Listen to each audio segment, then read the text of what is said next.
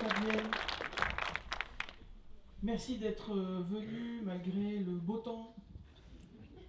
Alors, je ne suis pas directeur de toute la CRIRAD, je suis directeur simplement du laboratoire de la CRIRAD. Ça ne change pas grand-chose. Et donc, le sujet de cette conférence, de ce débat, c'est nucléaire, énergie verte. Donc, le but, c'est de vous donner des éléments critiques pour percevoir que le nucléaire n'est pas si vert que ça, mais c'est aussi d'insister sur l'importance du contrôle par les citoyens, l'importance de ne pas faire confiance qu'à des experts institutionnels, des grands spécialistes, des polytechniciens, mais de s'appuyer aussi sur du travail de terrain avec les citoyens et pour les citoyens.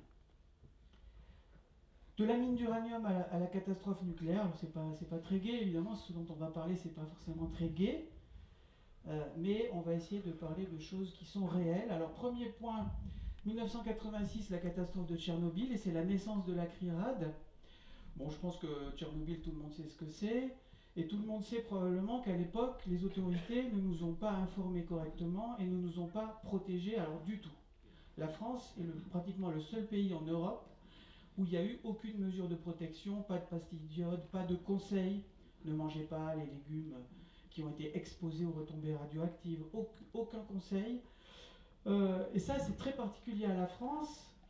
Bon, alors, bien sûr, on parle du mensonge de Tchernobyl avec cette image en bas à droite, le fameux stop, qui laisserait penser que le nuage s'est arrêté à la frontière. C'est pour ça que beaucoup de gens ont dit on nous a dit que le nuage s'est arrêté à la frontière. C'est pas tout à fait ça, mais ça revient au même. C'est-à-dire, comme en France, il n'y a eu aucune mesure de protection sanitaire, c'est comme si les autorités avaient considéré qu'il n'y avait pas de retombées radioactives.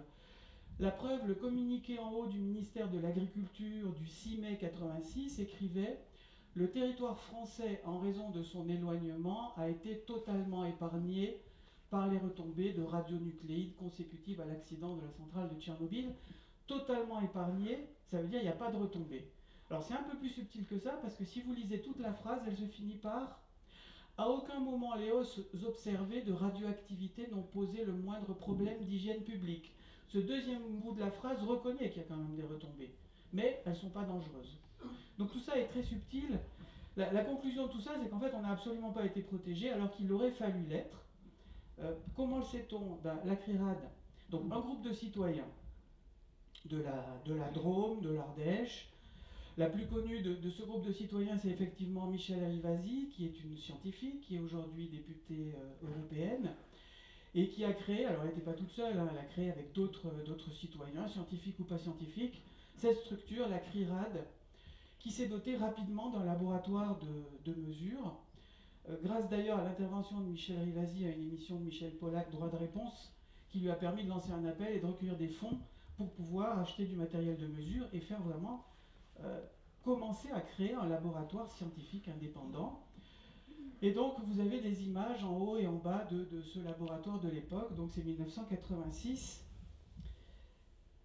Et donc ces citoyens ont commencé à faire des mesures. Alors au départ, au tout début, ils ont fait faire des mesures à des laboratoires officiels, l'INSA à Lyon par exemple, et les chercheurs de Lyon, quand ils ont fait les mesures sur les échantillons de foin, de lait ramenés par les citoyens de la vallée du Rhône, ramenés à Lyon, ces scientifiques officiels de l'INSA de Lyon n'en revenaient pas du niveau de contamination détecté. Donc petit à petit, la CRIRAD s'est équipée, et en plusieurs années, elle a établi cette carte, la carte en couleur en haut à droite. Sur cette carte, on a la quantité de césium-137, ce métal radioactif artificiel, déposé par les retombées de Tchernobyl sur le sol français en 1986. À la limite, les unités, ça n'a pas beaucoup d'importance, ce sont des becquerels par mètre carré. Si on va comparer ensemble la carte qui est à gauche, qui n'est pas en couleur, c'est la carte officielle de l'époque des autorités, le SCPRI, Service central de protection contre les rayonnements ionisants. Et sur cette carte, vous voyez que les niveaux de retombées, les chiffres, c'est de l'ordre de 5, 11, 22 en césium-137 en becquerel par mètre carré. La réalité, c'est la carte de la CRIRAD à droite. On voit bien que dans l'est de la France, de la Corse jusqu'à l'Alsace, il y a des points qui sont jusque même en rouge. Rouge, c'est plus de 30 000 becquerels par mètre carré. Donc on ne parle pas du tout de la même chose. Et effectivement, la réalité n'était pas ce que nous disaient les autorités. Il faut savoir qu'à l'époque, les autorités françaises ont tout fait pour bloquer l'information, y compris comment dire, à EDF, comment dire, des directeurs de centrales nucléaires EDF qui mesuraient la radioactivité. Une centrale nucléaire, il y a des capteurs autour, heureusement. Eh bien, ils avaient envie de communiquer cette réalité, mais ils n'ont pas eu le droit. Ça a été bloqué par les instances parisiennes. Donc, tout ça pour dire, Tchernobyl, il y a eu une désinformation totale. C'est grave parce que ça, c'est le césium-137 qui est toujours présent aujourd'hui en partie parce qu'il a une durée de vie de 30 ans, c'est-à-dire que sa radioactivité met 30 ans à être divisée par 2.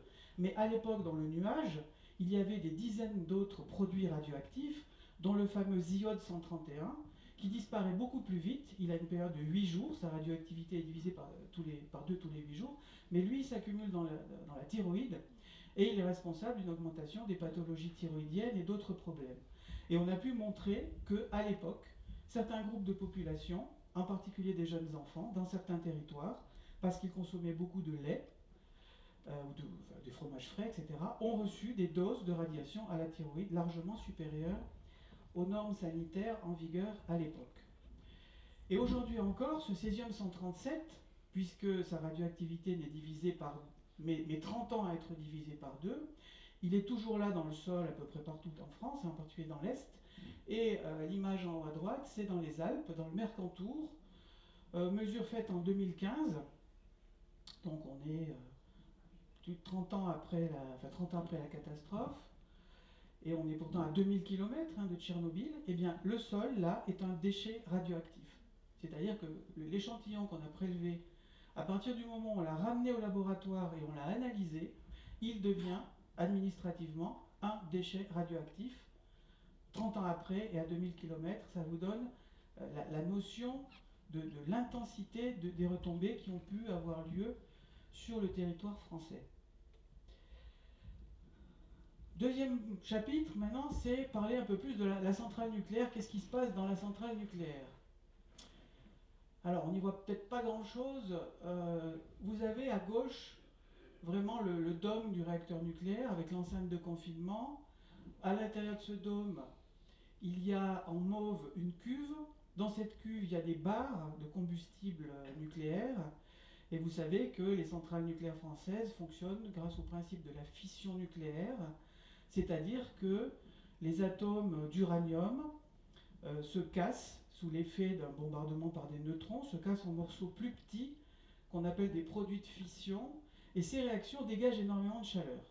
Donc cette chaleur qui se produit dans la partie mauve, le cœur du réacteur, va chauffer de l'eau. Cette eau est mise en circulation dans un circuit primaire et elle va être mise à proximité d'un autre flux d'eau qui est en vert, qui arrive du circuit secondaire, et ces eaux, elles vont se réchauffer. Celles du circuit secondaire, au contact des eaux très chaudes du circuit primaire, vont se transformer en vapeur. Cette vapeur, c'est ce qui est orange, va faire tourner une turbine qui va actionner ensuite un générateur d'électricité. Donc, en fait, on parle de centrale thermique quand on parle d'une centrale au gaz et au charbon. Et on emploie le mot centrale nucléaire quand la source d'énergie, c'est la fission nucléaire, la fission des atomes. Mais en fait, une centrale nucléaire, c'est aussi une centrale thermique, c'est-à-dire qu'elle dégage de la chaleur. Et ça, c'est un des premiers points négatifs, mais qui n'est pas propre aux centrales nucléaires, c'est qu'elle contribue au réchauffement de la planète, puisqu'à peu près les 2/3 de la chaleur qui est produite par la centrale nucléaire part dans l'environnement, c'est-à-dire dans l'atmosphère et dans les fleuves où sont effectués les rejets. Ça, c'est important de le savoir, peu de gens le savent. Et par exemple, si on regarde le Rhône, qui reçoit les rejets quand même de plusieurs centrales du Bugey, Superphénix étant arrêté, le Bugey, Saint-Alban, Cruas, Tricastin, quand vous êtes en aval de tous ces rejets, EDF reconnaît dans certains rapports que la température, l'augmentation de température de l'eau du Rhône ces dernières décennies est liée à plus de 50% au rejet thermique des centrales nucléaires. Donc c'est vrai de dire que l'énergie nucléaire rejette peu de CO2, ça c'est vrai, c'est pas zéro CO2 mais c'est peu. Par contre, il ne faut pas oublier que ça rejette énormément de chaleur, ce qui pose, vous l'avez vu cet été, des problèmes aussi pour les refroidir par rapport au fait que ça échauffe trop les cours d'eau.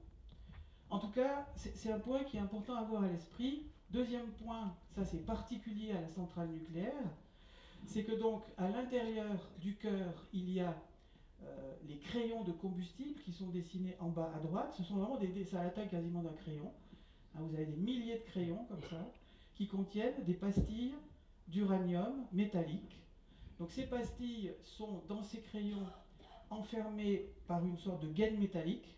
Donc premier point, les pastilles d'uranium sont entourées d'une gaine. C'est censé être la première barrière de confinement. C'est-à-dire que la radioactivité qui est produite par la fission nucléaire à l'intérieur de ces gaines serait censée rester dedans. Première barrière de confinement, les gaines. Deuxième barrière de confinement, eh ben, c'est le fait que ces gaines sont dans une cuve, la cuve du réacteur, qui serait censée être étanche. On va voir que ce n'est pas tout à fait exact. Et troisième barrière de confinement, c'est le bâtiment réacteur avec son enceinte. Donc normalement, il y a 3 barrières.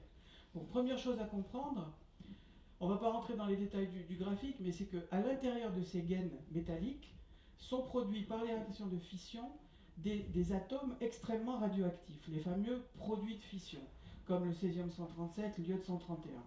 C'est-à-dire qu'au départ, l'uranium qu'on met dans la centrale, il est certes radioactif naturellement, mais si on reste à côté de cet assemblage de combustible, s'il est neuf, on peut rester à côté, enfin, on est irradié par la désintégration de l'uranium, mais ce ne sont pas des doses mortelles. Par contre, une fois que cet assemblage sort du cœur du réacteur, après avoir fourni l'énergie, là, il est devenu hautement radioactif parce que des produits de fission artificiels se sont accumulés dedans, parce que la fission, c'est que le gros uranium se casse en plus petits atomes, les produits de fission, qui sont hautement radioactifs.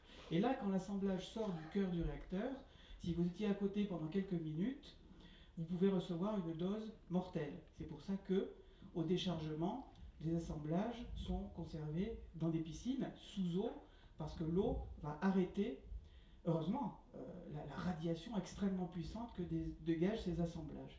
Et donc, ce qui est très particulier et très dangereux avec le nucléaire, c'est ça, c'est la fission nucléaire, et donc la production de substances artificielles hautement dangereuses, dont certaines ont des durées courtes.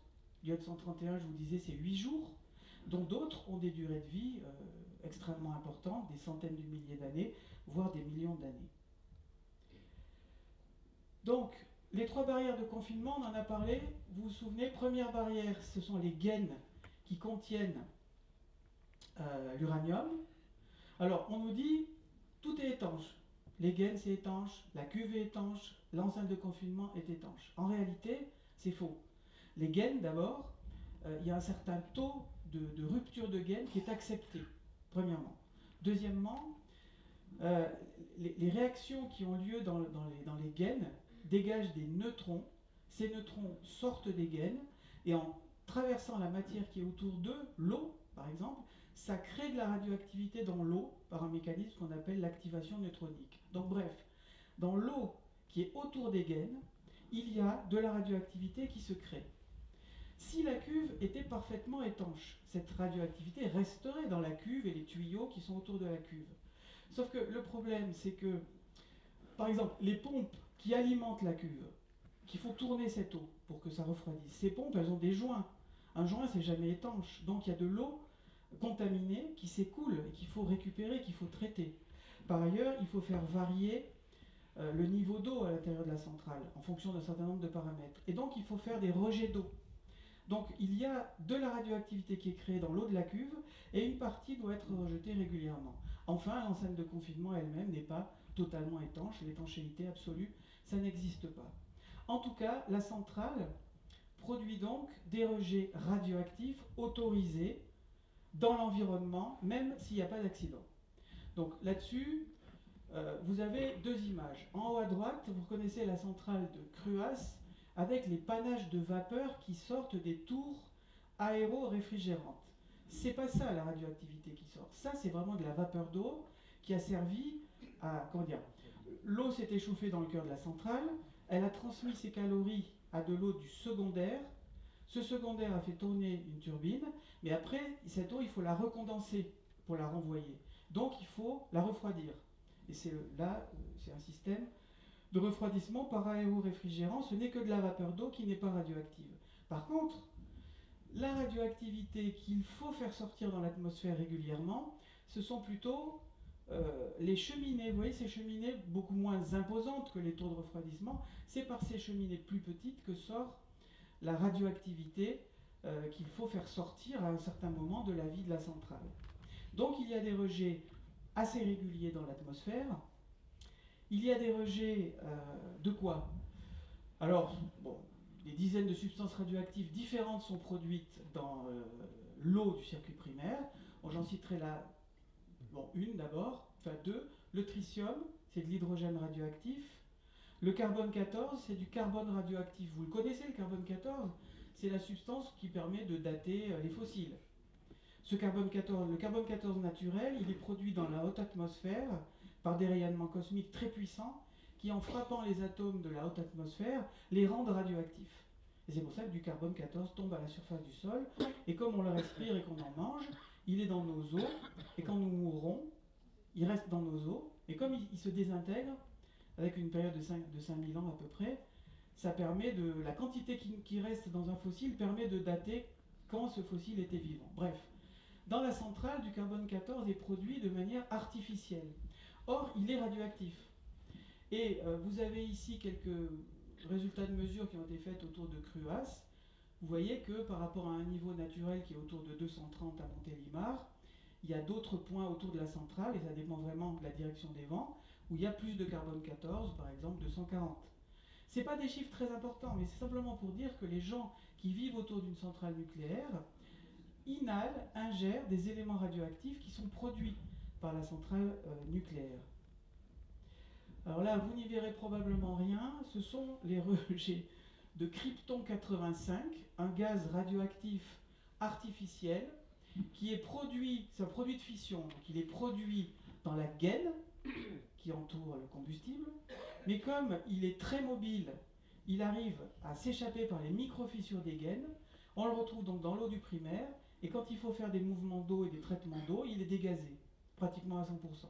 C'est pour ça que les centrales rejettent ce type de gaz radioactif. Et sur le graphique, vous avez les résultats pour la centrale de Golfech, dans le cours de la Garonne, rejet de gaz, juste pour vous montrer qu'en 2016-2017, il y a plus de rejets. En 2006, la valeur c'était 0,4, peu importe les unités. En 2017, c'est 8.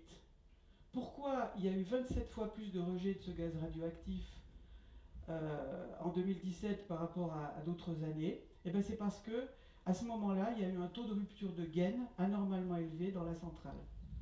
Et donc, au lieu de l'arrêter pour vite changer le combustible et les gaines, eh ben, on laisse fonctionner au maximum, et donc forcément, ça augmente les rejets de ce gaz radioactif, le krypton 85. Donc, autour des centrales nucléaires, il y a des rejets radioactifs dans l'air, il y a des rejets radioactifs dans l'eau, principalement ce tritium, qui est de l'hydrogène radioactif. Par exemple, la centrale de Golfech en 2020 a rejeté 52 000 milliards de becquerels de ce tritium dans la Garonne et 24 milliards de becquerels de carbone 14. Le tritium, pourquoi il y a des rejets de tritium? Parce qu'en fait, les neutrons qui arrivent à sortir des gaines créent une activation neutronique dans l'eau, c'est-à-dire que des atomes qui n'étaient pas radioactifs dans l'eau du circuit primaire se transforment en tritium qui lui est radioactif.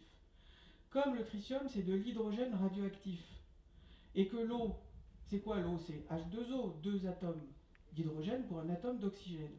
Si, dans cette eau, il y a des atomes d'hydrogène pas radioactifs, et il y a des atomes d'hydrogène qui sont du tritium. On ne peut pas les trier, on ne peut pas les séparer. Donc à partir du moment où vous êtes obligé de rejeter cette eau, vous ne pouvez pas enlever le tritium. C'est pour ça qu'il est rejeté en très grande quantité. C'est l'élément, le tritium, qui est rejeté en plus grande quantité par voie liquide par les centrales nucléaires. Alors ce tritium, s'il est rejeté, on va le trouver évidemment dans l'environnement, puisque toute la matière vivante, toutes nos cellules sont faites de quoi? D'hydrogène, de carbone et d'oxygène. Si vous rejetez de l'hydrogène radioactif, on va le retrouver dans nos cellules. Si vous rejetez du carbone radioactif, on va le retrouver dans nos cellules ou dans les cellules des êtres vivants. Et donc, exemple, on a mesuré là des végétaux aquatiques Alors, la deuxième colonne, c'est dans la Garonne. En amont de Golfech, on ne voit pas de tritium, et c'est normal, il n'y a pas de centrale en amont. En aval de Golfech, on mesure 14. Alors, les unités, à la limite, on s'en fiche, ce sont des becquerels par litre d'eau de combustion. L'idée, là, c'est simplement de vous sensibiliser sur un certain nombre d'idées. Après, vous trouverez sur le site de la CRIRAD, si ça vous intéresse, les rapports d'études avec tout le détail. Donc, il y a bien du tritium en aval. Cruas, en amont de la centrale, il y en a déjà. Pourquoi? Parce qu'en amont de Cruas, il y a Saint-Alban, il y a Bugey. Et en aval de Cruas, il y en a un peu plus, parce que c'est probablement ce qu'a rajouté la centrale de Cruas. Bon, je passe, c'est toujours la même chose. Alors, ça c'est quoi? C'est une carte de la quantité de tritium mesurée dans l'eau du robinet en aval de la centrale de Golfech qui est située à l'endroit où il y a la flèche rouge.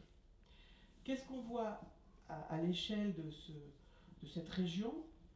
Les points bleus, ce sont des mesures de tritium faites dans l'eau du robinet, l'eau du robinet de toutes les communes.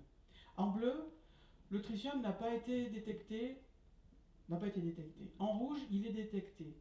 Vous ne le voyez pas avec l'échelle de la carte, la carte qui est dégradée, mais en fait, ça suit le cours, les points rouges suivent le cours de la Garonne, en aval des rejets de Golfech. Donc, premier groupe de points rouges, c'est autour de Agen, parce que cette commune puise une grande partie de l'eau pour faire de l'eau potable, elle la puise dans les nappes dans la Garonne ou les nappes alluviales rechargées par la Garonne.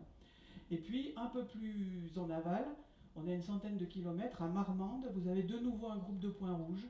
Ben ces points rouges, c'est simplement parce que ces communes-là fabriquent l'eau potable à partir d'eau qui est impactée par les rejets de la centrale. Alors bien sûr, heureusement, ce sont des très faibles doses, tout ça. Ce n'est pas des doses mortelles, hein, heureusement. Ce sont des très faibles doses.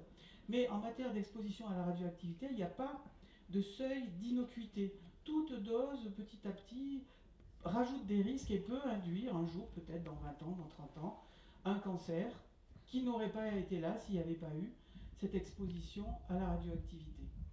Donc à l'échelle de la France, en gros, on peut dire qu'à peu près, si une commune fabrique de l'eau potable à partir d'eau qu'elle a puisée dans un fleuve ou une rivière en aval d'une centrale, il est à peu près certain qu'il va y avoir du tritium lié au rejet de la centrale. Alors donc, vous avez compris, troisième chapitre. Qu'est-ce qu'on fait des déchets radioactifs qui sont produits par la centrale? Donc vous l'avez compris, dans le cœur de la centrale, le combustible, une fois qu'il produit son énergie de fission, il devient hautement radioactif. Ça devient un déchet vraiment hautement radioactif. Qu'est-ce qu'on en fait? Donc, évidemment, d'abord, il est déchargé du réacteur, ça se passe sous eau. Quand le couvercle de la cuve est ouvert, il y a d'abord de l'eau qui est déversée par-dessus pour faire plusieurs mètres d'eau. Ensuite, il y a évidemment des robots qui vont prendre les assemblages et les déplacer vers une piscine qui est juste à côté de la cuve du réacteur. Et là, ils vont attendre au minimum 6 mois ces assemblages irradiés, si possible quelques années, pour que la chaleur qu'ils dégagent baisse un peu et que la radioactivité qu'ils dégagent baisse un peu. Puisque comme à l'intérieur de ces assemblages, il y a des produits de fission à période assez courte, d'iode 131, 8 jours, eux, ils vont disparaître assez vite. Il y en a d'autres qui sont plus longs, qui vont disparaître très lentement. Mais si on attend un peu, ça va baisser un peu la radioactivité, et donc ces assemblages vont être transportés. Alors la doctrine de la France, vous le savez, je pense, c'est le retraitement des combustibles irradiés. Les combustibles sont envoyés à l'usine de retraitement de La Hague, en Normandie. Pour les envoyer, il faut les charger sur quelque chose. Donc là, en France, ils sont transportés par train. Donc l'image en haut à droite, c'est un train qui transporte du combustible irradié de la centrale du Bugey. Donc nous avions demandé à la centrale l'autorisation de pouvoir faire des mesures au moment où le train sortait de la centrale. Ça nous a été refusé, mais on a travaillé avec des syndicalistes SNCF, et quand le train est arrivé en gare de Ciblin, gare de triage de Ciblin au sud de Lyon, on a pu faire des mesures. Eh bien, ce train, on a détecté son approche, on a détecté l'augmentation de la radiation à 50 mètres du train. Pourquoi? Parce que à partir du moment où dans le wagon, il y a ces combustibles irradiés qui sont hautement radioactifs, certaines de ces radiations sont tellement puissantes, les rayonnements gamma, qu'ils peuvent traverser du béton, traverser du métal. On ne peut pas les arrêter totalement. Plus on rajoute d'épaisseur de béton ou de métal, plus ça les arrête. Mais vous ne pouvez pas faire un train avec, je sais pas, 2 mètres de béton ou, 1 mètre de plomb autour de l'assemblage que vous transportez. C'est pour ça que la réglementation sur le transport des matières radioactives autorise des taux de radiation très élevés. La réglementation permet d'avoir un taux de radiation 20 000 fois supérieur au niveau naturel à proximité d'un camion ou d'un train qui transporte des matières radioactives. Donc ça, pour la CRIRAD, c'est choquant, parce que les gens ne savent pas. Vous connaissez tous le symbole de la radioactivité, malheureusement on ne le voit pas assez bien là, le fameux trèfle radioactif. Si vous voyez un camion ou un wagon qui a ce trèfle radioactif, ça veut dire que dans le camion ou dans le wagon, il y a de la matière radioactive qui est transportée, et que donc il y a une possibilité qu'il y ait une certaine radiation qui vous atteigne si vous êtes à côté de ce train ou de ce wagon.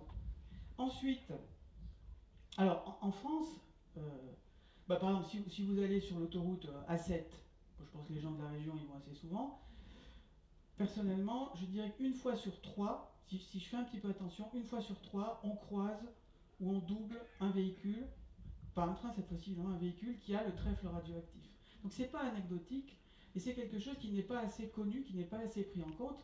Quand on a dénoncé ces problèmes, ça fait peut-être 20 ans maintenant, ces problèmes d'irradiation par les trains, on a appris que les cheminots, par exemple, qui n'étaient absolument pas au courant de ce problème, avaient l'habitude, dans la région de La Hague, de manger leur sandwich à côté du train parce qu'il était chaud. Non, sérieux. Parce que les gens, on leur a pas dit, s'il y a le trèfle radioactif, c'est qu'il y a de la radioactivité dedans. Ça, ils le savent dedans, mais ils pensaient qu'elle sortait pas. Parce que la réglementation, les gens ils se disent, la réglementation elle nous protège, si c'est dans les normes c'est bon. Mais non, c'est plus compliqué que ça. La question est, qui a fait la réglementation? Est-ce qu'on a privilégié la santé des gens ou la possibilité pour l'industrie de transporter ses déchets, etc.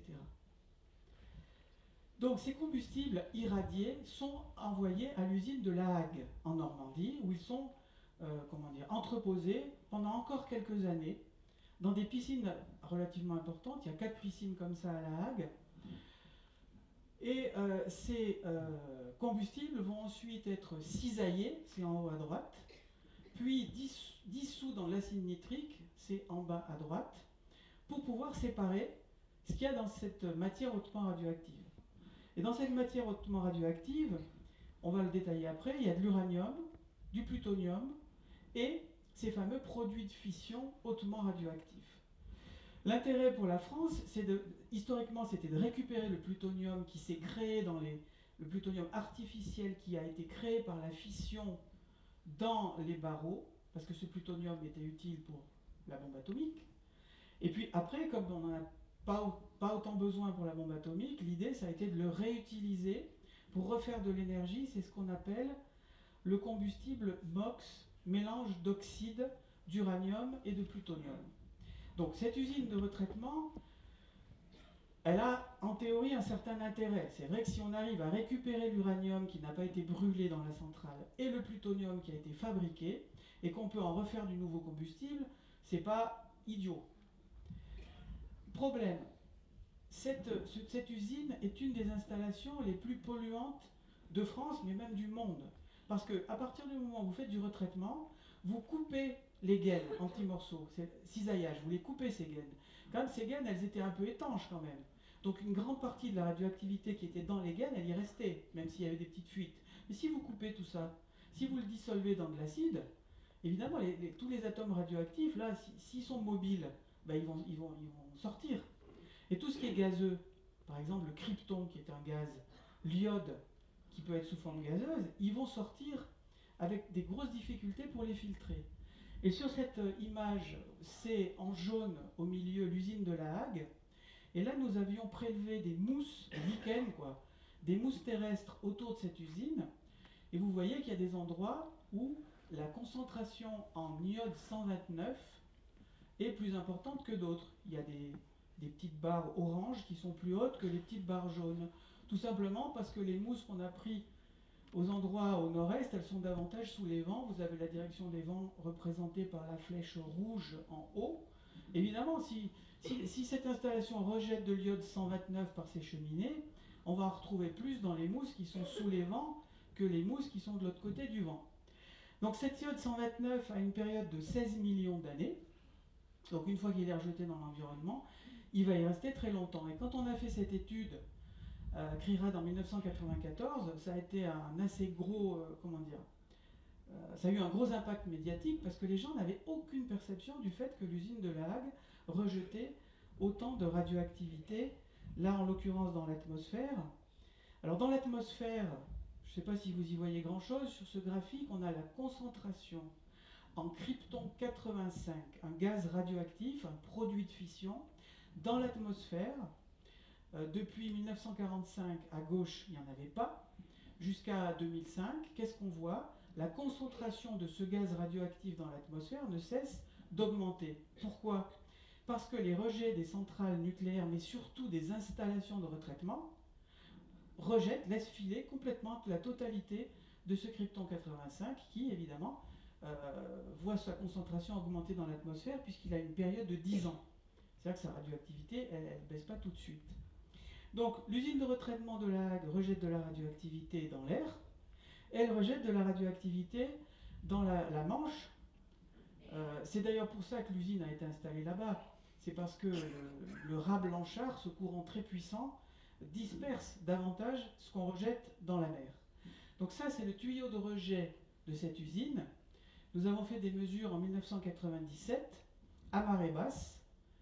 La radioactivité mesurée qu'on est en train de mesurer là, elle est de 300 microsieverts, elle est 3000 fois supérieure à la normale, à marée basse. À marée haute, il y a de l'eau. Donc l'eau fait écran, mais à marée basse, il n'y a plus d'eau autour de la conduite. Cette conduite, c'est comme chez nous, il y a du tartre qui s'accumule. Sauf que comme l'eau qui circule, elle est chargée, elle est bourrée de produits hautement radioactifs, bah ce tartre, il s'est gorgé de produits radioactifs. Donc si ce n'est pas détartré, évidemment, le tuyau est irradiant.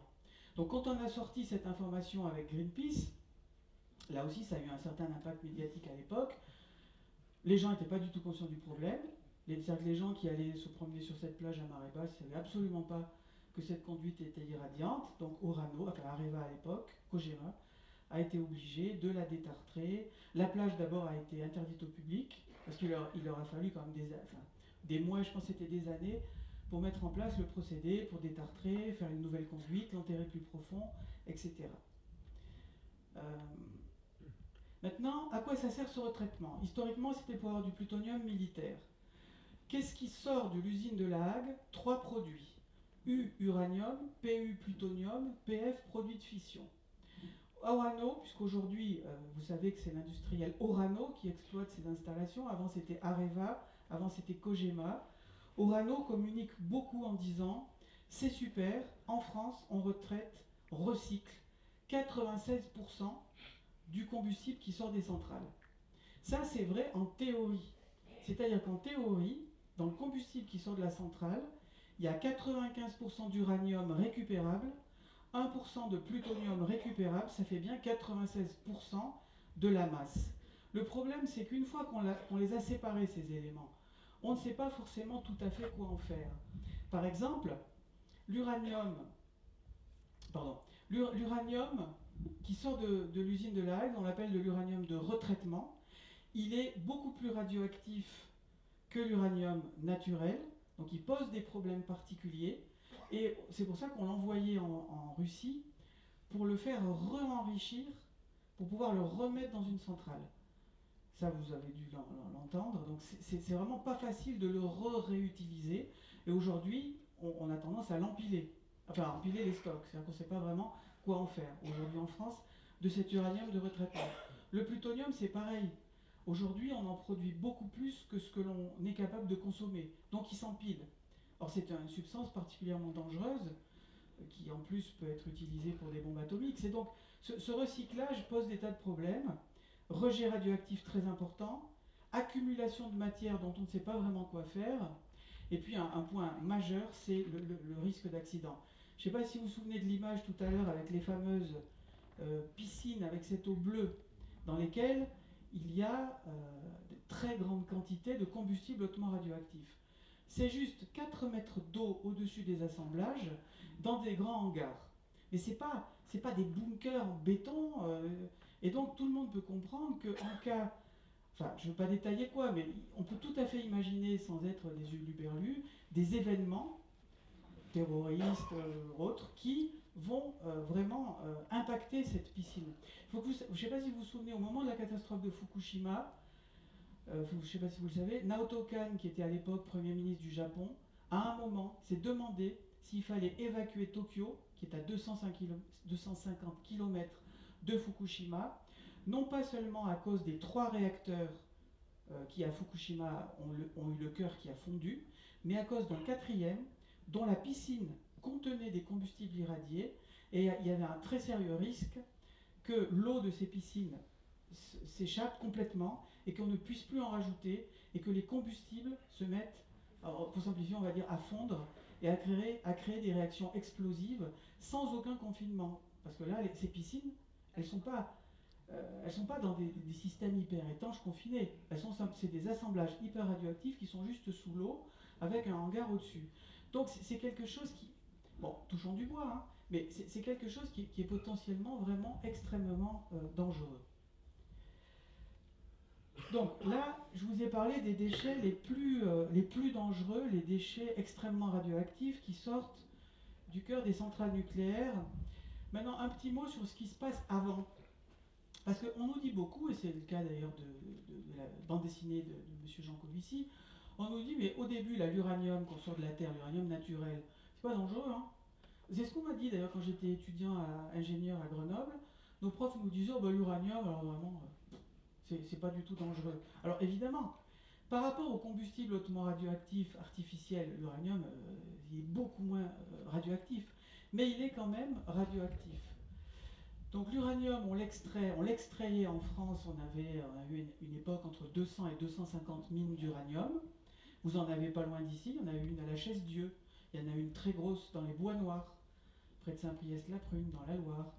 Et cette extraction de l'uranium pose des problèmes. Alors d'abord, le minerai d'uranium, même naturel, est radioactif. Là, par exemple, je suis en train de faire des mesures dans une petite plate-bande de la maison d'une petite grand-mère, à Saint-Priest-la-Prugne, dans la Loire. Le taux de radiation, on ne le voit pas mais sur l'image de gauche, mais c'est sur l'image de droite. Vous avez des cailloux jaunes. C'est du minerai d'uranium pur.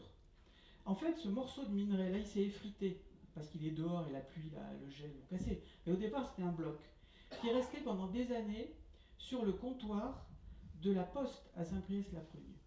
La postière, quand elle est passée à la retraite, sur ce petit pavillon, elle l'a gardé dans le bord de son jardin. Le taux de radiation contre ce bloc, que je suis en train de mesurer là, il est tel que si vous restez 1 heure sur le bloc, vous dépassez la dose maximale annuelle admissible. C'est juste pour vous donner l'idée que ça a beau être naturel, si c'est de l'uranium concentré, du minerai, quoi, c'est vraiment quelque chose qui présente des risques. Problème, en France, comme en France, bon, la radioactivité, on considère que c'est pas dangereux, pas de problème, on a laissé réutiliser les roches sorties des mines d'uranium, qu'on appelle les stériles, les réutiliser pour faire n'importe quoi. Parce que imaginez-vous, vous avez, mettons, une mine de fer, ça veut dire qu'il y a du minerai qui est très riche en fer. Une mine d'uranium, c'est du minerai qui est très riche en uranium. Donc les mineurs, ils vont sortir les roches, ils vont les trier avec un compteur Gégère. Si elles sont très radioactives, c'est qu'il y a beaucoup d'uranium. Ça vaut le coup de l'envoyer à l'usine pour prendre le métal uranium. Si elles sont moyennement radioactives ou pas trop, c'est ça qu'ils appellent des stériles. Ça vaut pas le coup de les envoyer à l'usine. Donc ces stériles, à l'œil, c'est des roches, hein. Sauf qu'elles sont radioactives. Et donc elles ont été réutilisées. Alors par exemple là, c'est une scierie qui a été construite sur une plateforme faite qu'avec des stériles radioactifs. Le propriétaire n'en avait pas vraiment conscience. On a fait des mesures, alors j'ai oublié, ça doit faire maintenant 20 ans, mettons, 20 ans. Évidemment, on fait des mesures, qu'est-ce qu'on voit? Mais que c'est vraiment radioactif. Et que les doses de radiation subies par les gens qui travaillent à l'intérieur de la scierie dépassent très largement les limites sanitaires. Donc là, évidemment, on l'a fait savoir aux autorités. L'industriel, Areva, a été obligé de payer la décontamination de la plateforme. Et là, dans cette image, je ne sais pas si vous voyez ce que ça veut dire, mais en fait, on distingue à l'arrière-plan une usine, un hangar, et au premier plan, on voit que, comment dire, mes pieds sont sur le sol, et disons le buste est au niveau de roches qui sont plus élevées. C'est parce qu'en fait, ils ont été obligés de décaisser 8000 mètres cubes de ces cailloux radioactifs pour les ramener à la mine, mais ils n'ont pas pu assainir le pilier, parce que je ne sais pas si vous voyez, il y a un pilier rouge. Donc là, il faudrait démonter la scierie pour tout enlever, c'est trop cher. Donc ils ont laissé de la radioactivité à des endroits, mais au moins, il y a 8000 mètres cubes qui ont été enlevés. Et au moment où je vous parle, dans ce village, Saint-Priest-la-Prugne, c'est pas loin d'ici, hein, il y a encore une autre scierie, tiens, qui est construite, elle aussi, sur 8000 mètres cubes de ces déchets radioactifs, mais les autorités, et donc Orano, ne veulent pas l'assainir pour des raisons que je n'ai pas le temps de détailler ici. Et donc simplement savoir qu'en France aujourd'hui, il y a des centaines de lieux qui sont radioactifs anormalement parce que ces déchets miniers n'ont pas été correctement gérés. Autre problème avec ces mines d'uranium, ce sont les boues radioactives qu'elles produisent. C'est-à-dire que le minerai est envoyé à une usine chimique. Le minerai va être broyé, concassé, attaqué à l'acide pour extraire le métal uranium. Mais qu'est-ce qui va rester dans la boue que produit l'usine? Il va rester une dizaine d'autres produits radioactifs, radium-226, je ne sais pas si vous en avez entendu parler, Marie Curie, polonium-210, c'est la substance qui a permis d'empoisonner Litvinenko, l'espion russe, à Londres il y a quelques années. Bref, il reste dans ces boues une radioactivité tout à fait notable. On les a analysées, ces boues, ce sont vraiment des déchets radioactifs au sens de la loi. Qu'est-ce qu'on en a fait en France à l'époque? On les a balancés, vous voyez le camion, directement dans une ancienne carrière d'uranium. Il faut savoir qu'à l'époque, la CNIL ne savait pas tout ça, c'était dans les années 92. Si on a fait des analyses de la boue qui tombe de ce camion en Limousin, c'est parce que, comme ces camions n'étaient pas bâchés, il en tombait un peu sur la route de la boue, et il y avait une petite grand-mère, il y a beaucoup de petites grand-mères, qui, cette famille qui vivait au bord de la route, avait sa tapisserie qui devenait toute jaune. C'est parce qu'une partie de cette boue, qui en plus est chimique, s'infiltrait par la route, un petit peu dans la maison, et ces gens, ça les interpellait. Donc ils nous ont envoyé un échantillon. Quand on l'a analysé, on ne connaissait pas tous ces problèmes, on est un peu tombé des nues. C'est vraiment des déchets radioactifs. En France, on a 50 millions de tonnes. Ils ne sont pas confinés. Ils sont sur 17 sites. En bas à gauche, vous avez donc ce site en Limousin. Comme les boues sont balancées dans une carrière dont le fond n'est pas étanche, les boues s'infiltrent sous la carrière dans la galerie qui est en bas à gauche, parce que sous la carrière à ciel ouvert, il y avait aussi des mines souterraines. Et donc ces boues contaminent le réseau d'eau souterraine, ce qui fait qu'aujourd'hui Areva est obligé, Orano, de pomper les eaux autour, les eaux des puits, les eaux des forages autour, pour contenir ces eaux contaminées, les traiter dans une installation de traitement des eaux et ne les rejeter dans l'environnement qu'après avoir enlevé un peu de radioactivité. Sauf que ça n'existe pas un traitement parfait, c'est pas possible, c'est trop cher. Donc une partie de la radioactivité continue à s'écouler dans la rivière et à contaminer la prairie, où il y a des vaches. Et le sol de cette prairie, certains sols sont devenus des déchets radioactifs. Et plus près de chez nous, donc en haut à droite, c'est Saint-Priest-la-Prugne, où là, 1,4 million de tonnes de ces résidus ont été balancés dans le fond d'une vallée, qui a été ensuite recouverte d'un plan d'eau artificiel pour limiter les émanations de radioactivité. Sauf que ce plan d'eau artificiel a débordé très régulièrement ces dernières années, et donc évidemment, ça contamine les eaux de la rivière, tout simplement en aval.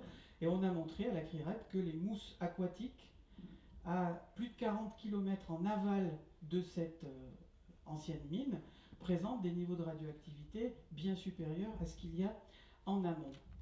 Alors je vais être obligé d'accélérer parce que je pense que j'ai atteint mes 45 minutes. Une anecdote, enfin c'est pas une anecdote, c'est pour vous parler des travailleurs, parce que là j'ai parlé des rejets de l'environnement, mais il faut penser...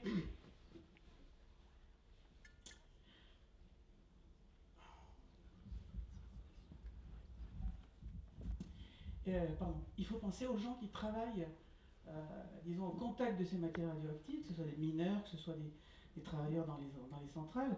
Ces gens, évidemment, sont exposés à la radioactivité. Alors, bien sûr, il y a des normes, etc. Mais ils sont exposés à de la radioactivité en permanence dans l'exercice de leur métier.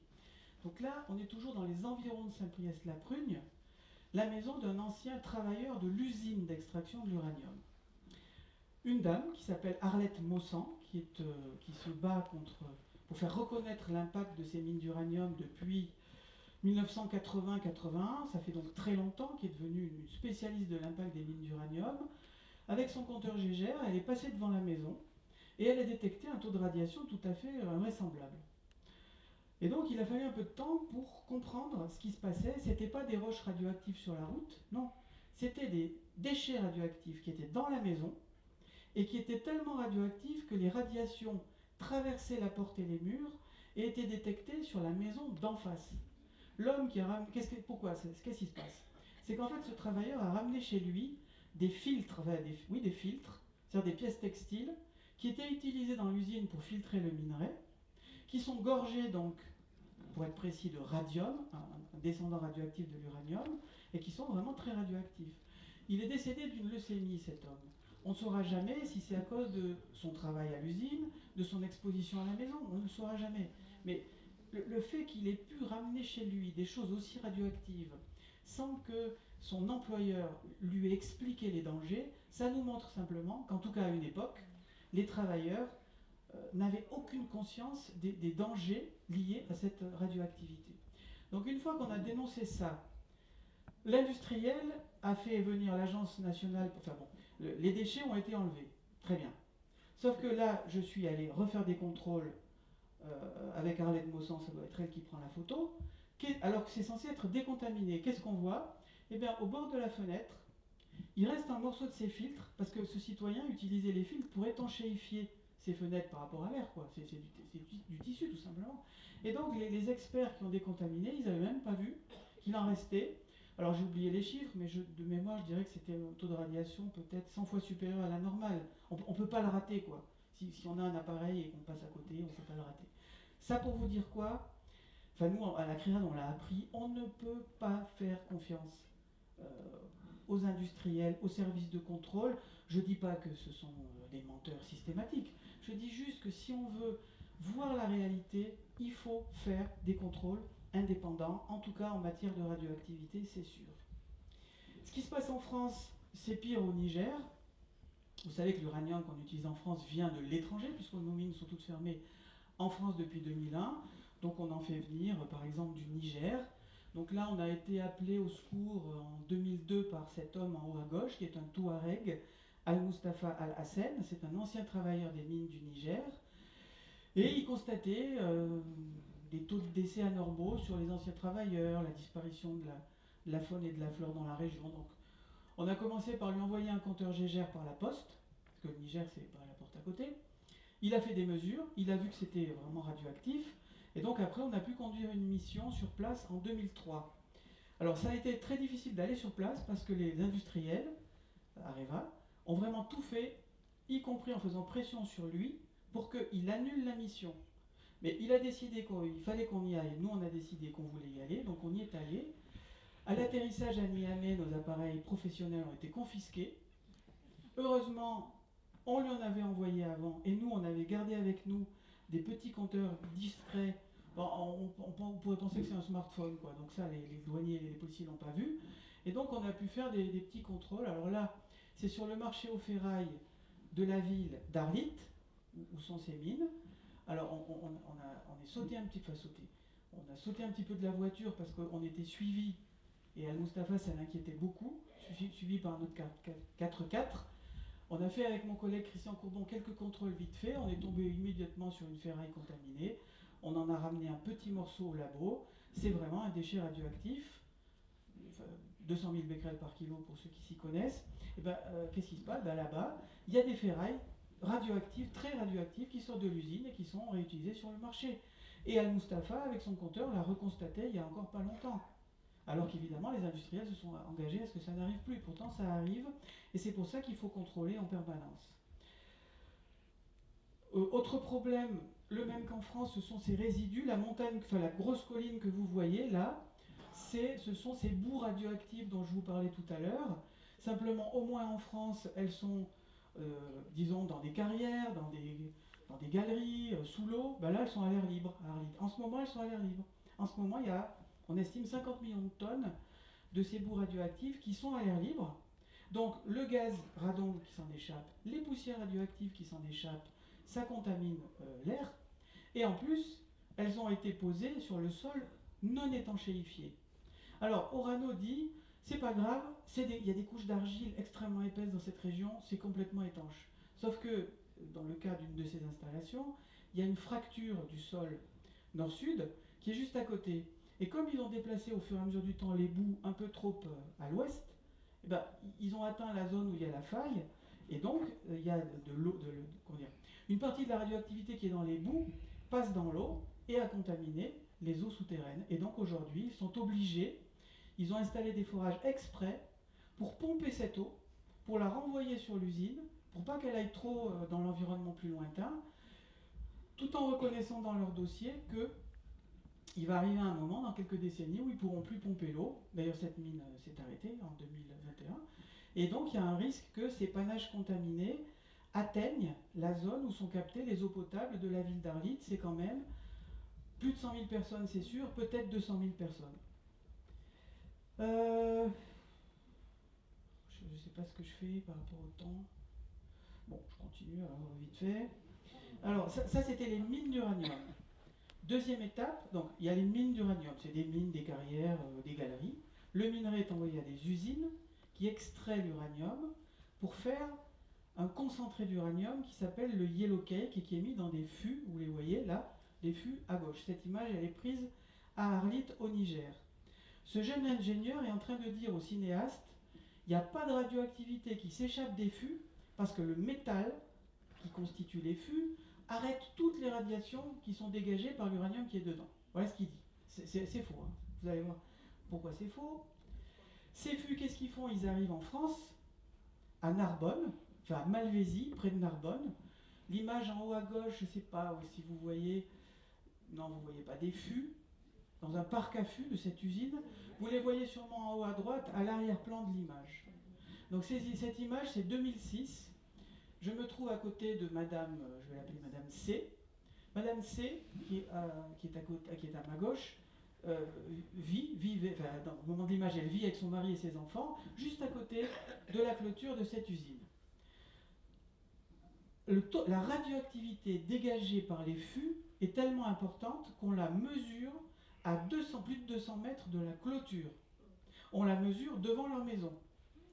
Ça, c'est pour vous dire le niveau de mensonge. C'est-à-dire que l'ingénieur Areva a dit il n'y a pas de radioactivité. Je sais, alors, question, est-ce qu'il est incompétent? Est-ce que c'est un menteur? Ça, j'en sais rien. La réalité, en tout cas, c'est quoi? C'est que, évidemment, les gens qui s'y connaissent un peu, pour eux, c'est évident, il y a de la radioactivité qui s'en échappe, elle est loin d'être négligeable, et à Malvézy, vu les tonnages qui sont, le nombre de fûts qui sont sur ce parc à fûts, évidemment, cette radioactivité, elle se cumule. Autre problème à Malvézy, donc cette famille vivait dans un petit lieu paradisiaque en fait à Malvézy. C'était au pied d'un oppidum avec une source. Bon, les images sont pas géniales, mais la source de l'Œillal, c'est une source. C'était magnifique, un petit restaurant.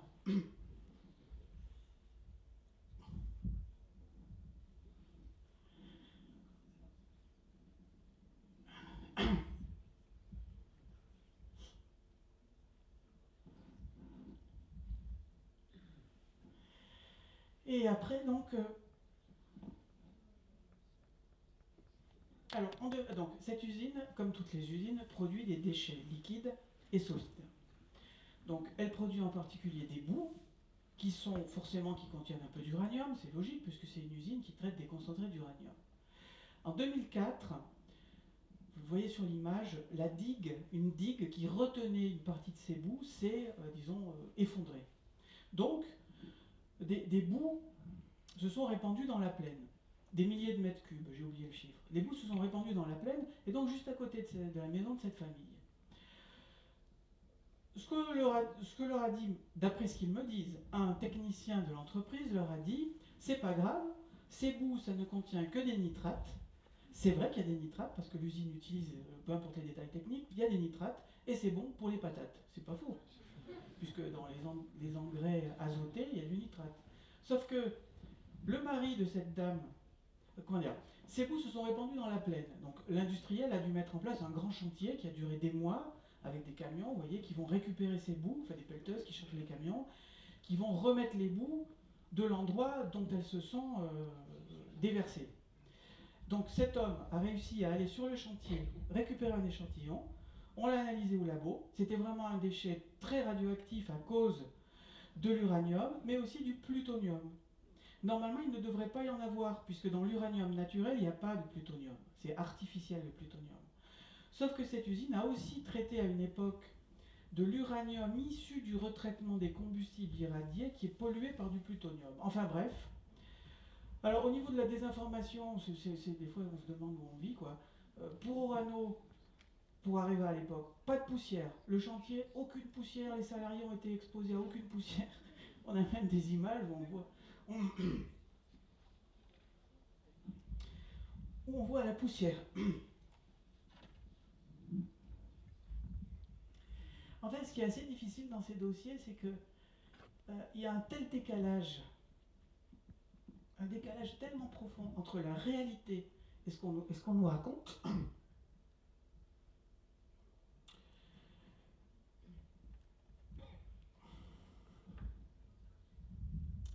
qu'en fait c'est un peu difficile, c'est difficile à croire des fois. Alors, je vais conclure sur un truc hyper gai, évidemment, les catastrophes nucléaires, parce qu'elles sont possibles. Bon, tout le monde a entendu parler de la catastrophe de Tchernobyl. Ce qu'il faut savoir, c'est qu'aujourd'hui, le combustible hautement radioactif, le corium du réacteur numéro 4 qui a explosé à Tchernobyl, on ne sait pas le gérer. Vous savez qu'une arche, une nouvelle arche, a été construite au-dessus du vieux sarcophage qui menaçait de s'effondrer.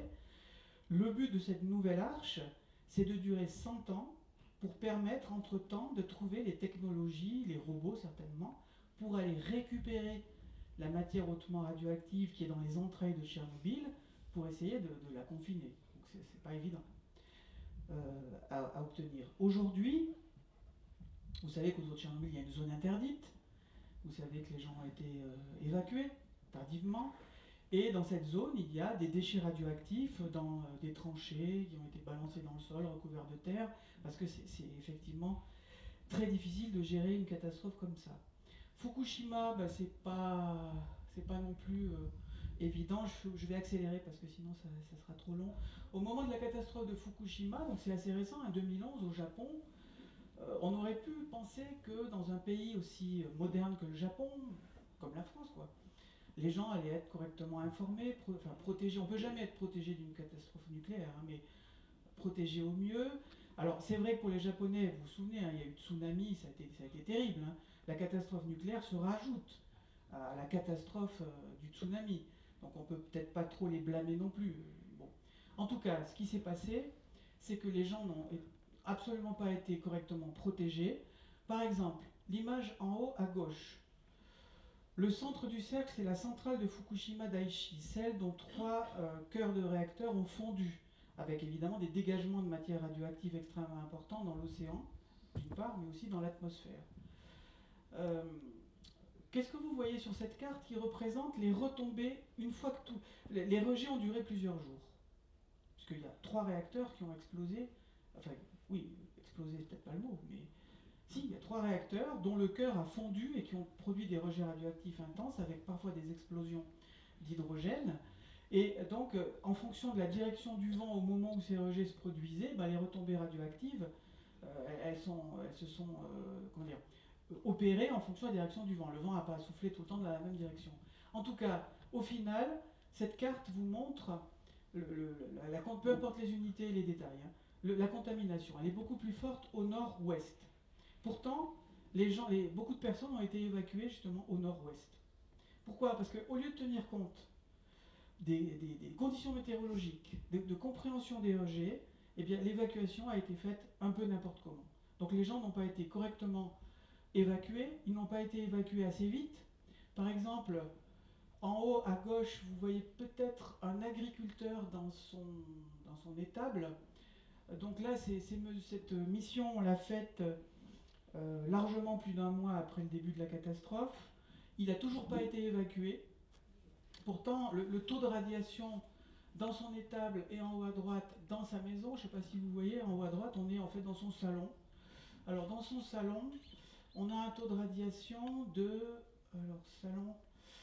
au centre de la pièce, disons 25 fois supérieur à la normale, et en s'approchant de la fenêtre, 50 fois supérieur à la normale, parce qu'évidemment, plus on s'approche... C'est le sol qui est contaminé. C'est le sol qui a reçu les retombées radioactives. Ce sol, il est bourré de substances radioactives qui émettent des radiations très puissantes. Donc si vous rentrez dans votre maison, mais que le sol autour de votre maison est contaminé, ça vous irradie dans la maison. Si ce qui vous sépare du sol, c'est une vitre, c'est pas très épais, ça vous protège pas trop. Si c'est un mur en béton, ça vous protège plus. Si vous vous reculez de la fenêtre, vous êtes moins irradié parce que quand même, plus vous vous éloignez, plus ça diminue. Enfin bref, peu importe les détails. C'est tout à fait anormal que ce paysan n'ait pas été évacué. Et ce qu'il nous a dit, il ne comprenait pas forcément tous ces problèmes de radiation, mais ce qu'il nous a dit, c'est qu'en fait, lui, tant qu'il n'avait pas vendu son troupeau, ben, il ne pouvait pas s'en aller. Parce qu'il n'aurait plus rien. Il fallait qu'il vende son troupeau avant d'imaginer de quitter la zone. En bas à gauche, c'est une école dans une ville pas très loin, dans la ville de Fukushima, qui est à quelques dizaines de kilomètres de la centrale de Fukushima. Eh bien, vous voyez les balançoires. Au pied des balançoires, le sol, on l'a ramené au labo, c'est vraiment un déchet radioactif.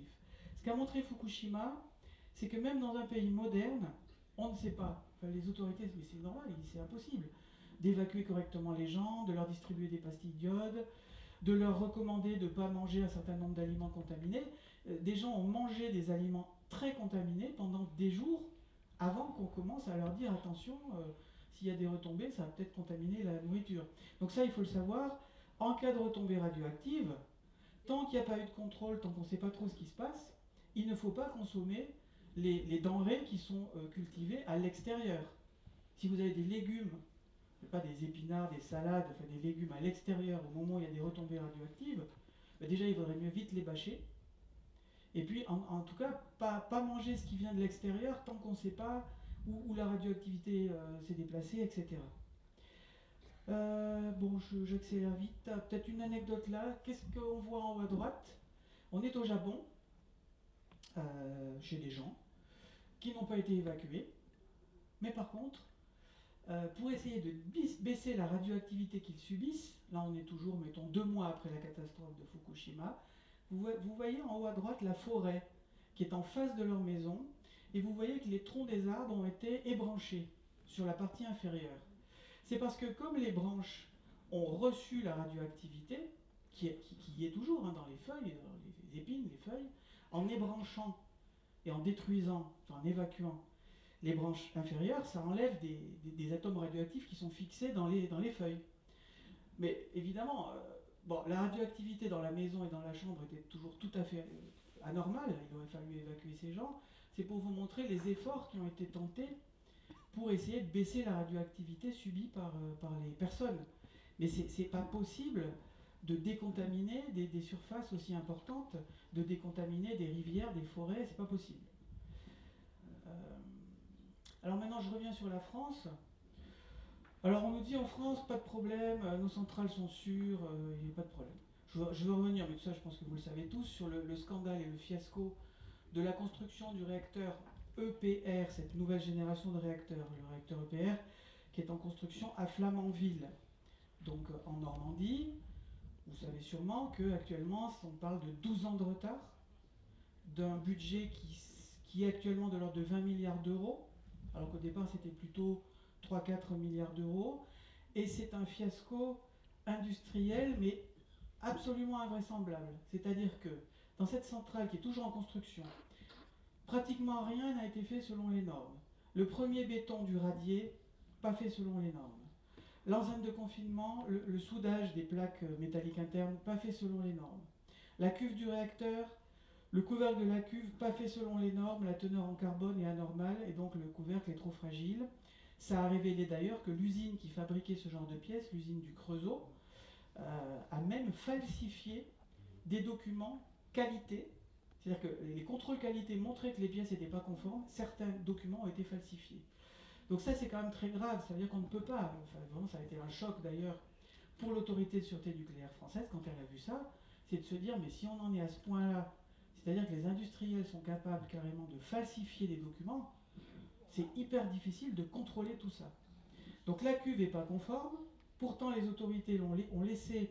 Parce que ce qui est dingue, c'est que, en fait, les industriels ont mis le couvercle pas conforme, le couvercle de la cuve dans la cuve, qui est dans le réacteur, alors qu'ils savaient très probablement qu'il n'était pas conforme. Quand l'autorité de sûreté nucléaire a compris qu'il n'était pas conforme, c'était trop tard.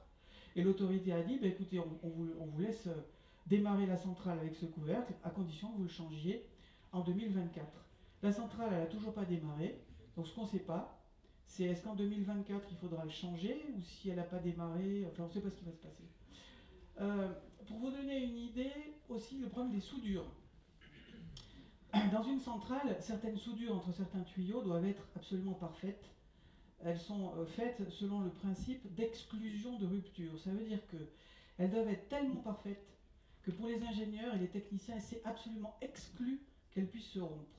Ça s'appelle exclusion de rupture. Eh bien, à Flamanville, de nombreuses soudures ont été faites sans respecter ce cahier des charges de l'exclusion de rupture. Et vous savez pourquoi? Parce qu'EDF avait oublié de le signaler à son sous-traitant qui fait les soudures, qu'il fallait respecter l'exclusion de rupture. C'est pour ça que la centrale a pris encore beaucoup de retard, parce qu'il a fallu refaire, et c'est toujours en cours d'ailleurs, refaire un certain nombre de ces soudures. Autre exemple, en bas à gauche, disons, sur une zone de soudure, une zone de fragilité anormale, pour résoudre le problème, EDF a dit qu'il fallait mettre une bride. Donc effectivement, vous voyez, cette bride, elle n'était pas prévue en bas à gauche. C'est vraiment une bride pour enserrer le tuyau pour qu'il soit plus résistant. Problème, si la centrale démarre un jour, ça va devenir radioactif tout ça, vous l'avez compris, parce que l'eau qui circule dedans est radioactive, donc il y a des dépôts de tartre radioactifs, etc. Donc les techniciens, les salariés qui vont aller faire la maintenance régulièrement, qu'est-ce qu'il va falloir faire? Il va falloir qu'ils déboulonnent tout ça pour vérifier ensuite la conformité du tuyau, et tout ça, ça va devenir radioactif. Donc toutes ces erreurs qui sont faites, ça met en cause non seulement la sûreté de la centrale, elle n'est pas aux normes de sûreté acceptables, enfin normales, mais ça met en cause aussi ça fait que les salariés qui vont peut-être un jour avoir à s'en occuper, si elle démarre, vont être exposés à plus de radioactivité que si elle avait été construite correctement. Et au moment de l'incident sur l'EPR, il y a des réacteurs EPR qui fonctionnent en Chine. Il y en a 2 à Taishan.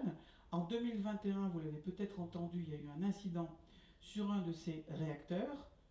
La CRIRAD a montré, grâce à l'aide d'un travailleur du nucléaire qui nous a donné des infos, que cet incident, qui a été présenté par les autorités comme quelque chose de totalement insignifiant, était dû à un défaut de conception de la cuve, c'est-à-dire que dans la cuve, l'eau ne circule pas normalement, ça fait vibrer les assemblages, ça les abîme, et c'est pour ça que ce réacteur de Taishan a dû être arrêté pendant 1 an. Or, ce que nous avons dit, c'est que ce qui était vrai à Taishan, puisque l'EPR de Flamanville, c'est la même technologie, c'est sûrement vrai à Flamanville. Au départ, EDF n'a absolument pas voulu nous donner les documents qui décrivent ce qui se passe, mais on sait aujourd'hui on savait qu'on avait raison, mais aujourd'hui c'est reconnu. L'IRSN, l'Institut de radioprotection et de sûreté nucléaire, a reconnu cet été qu'effectivement, oui, il y avait un problème de vibration anormale.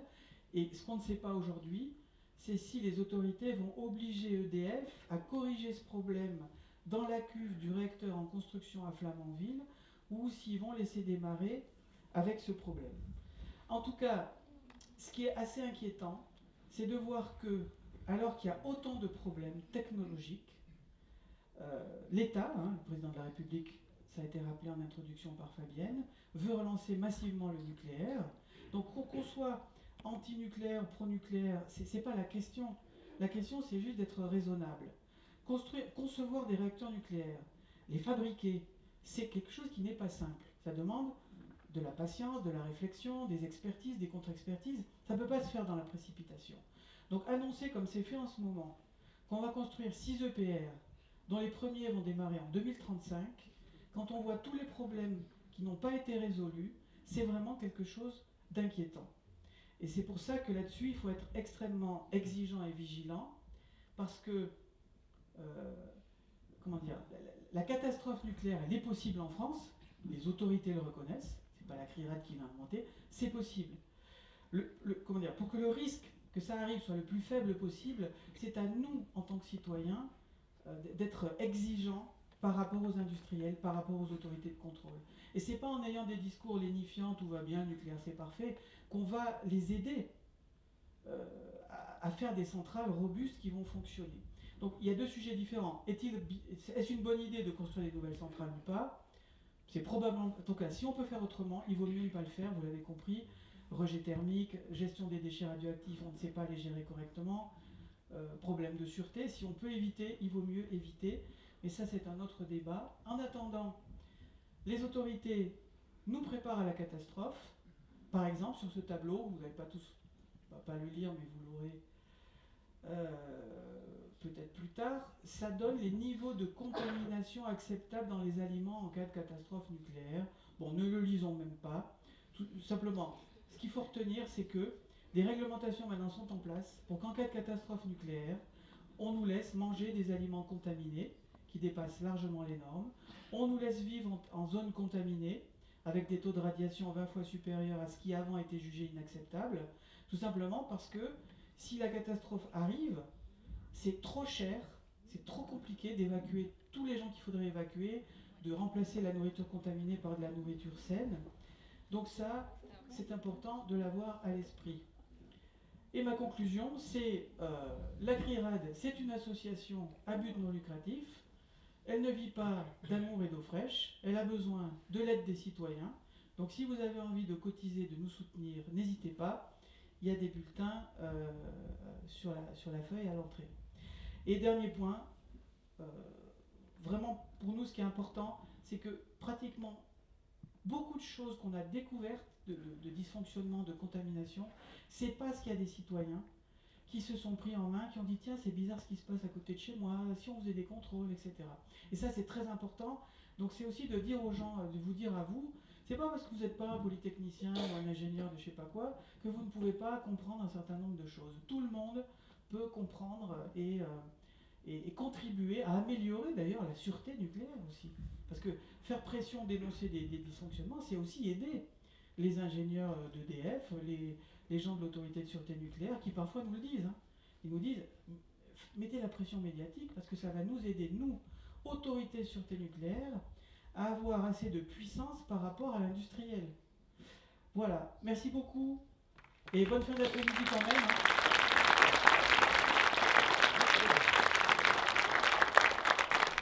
L'énergie nucléaire, des centrales utilisant un autre métal radioactif, le thorium, qui présenterait probablement des problèmes un peu moins aigus que les centrales à uranium.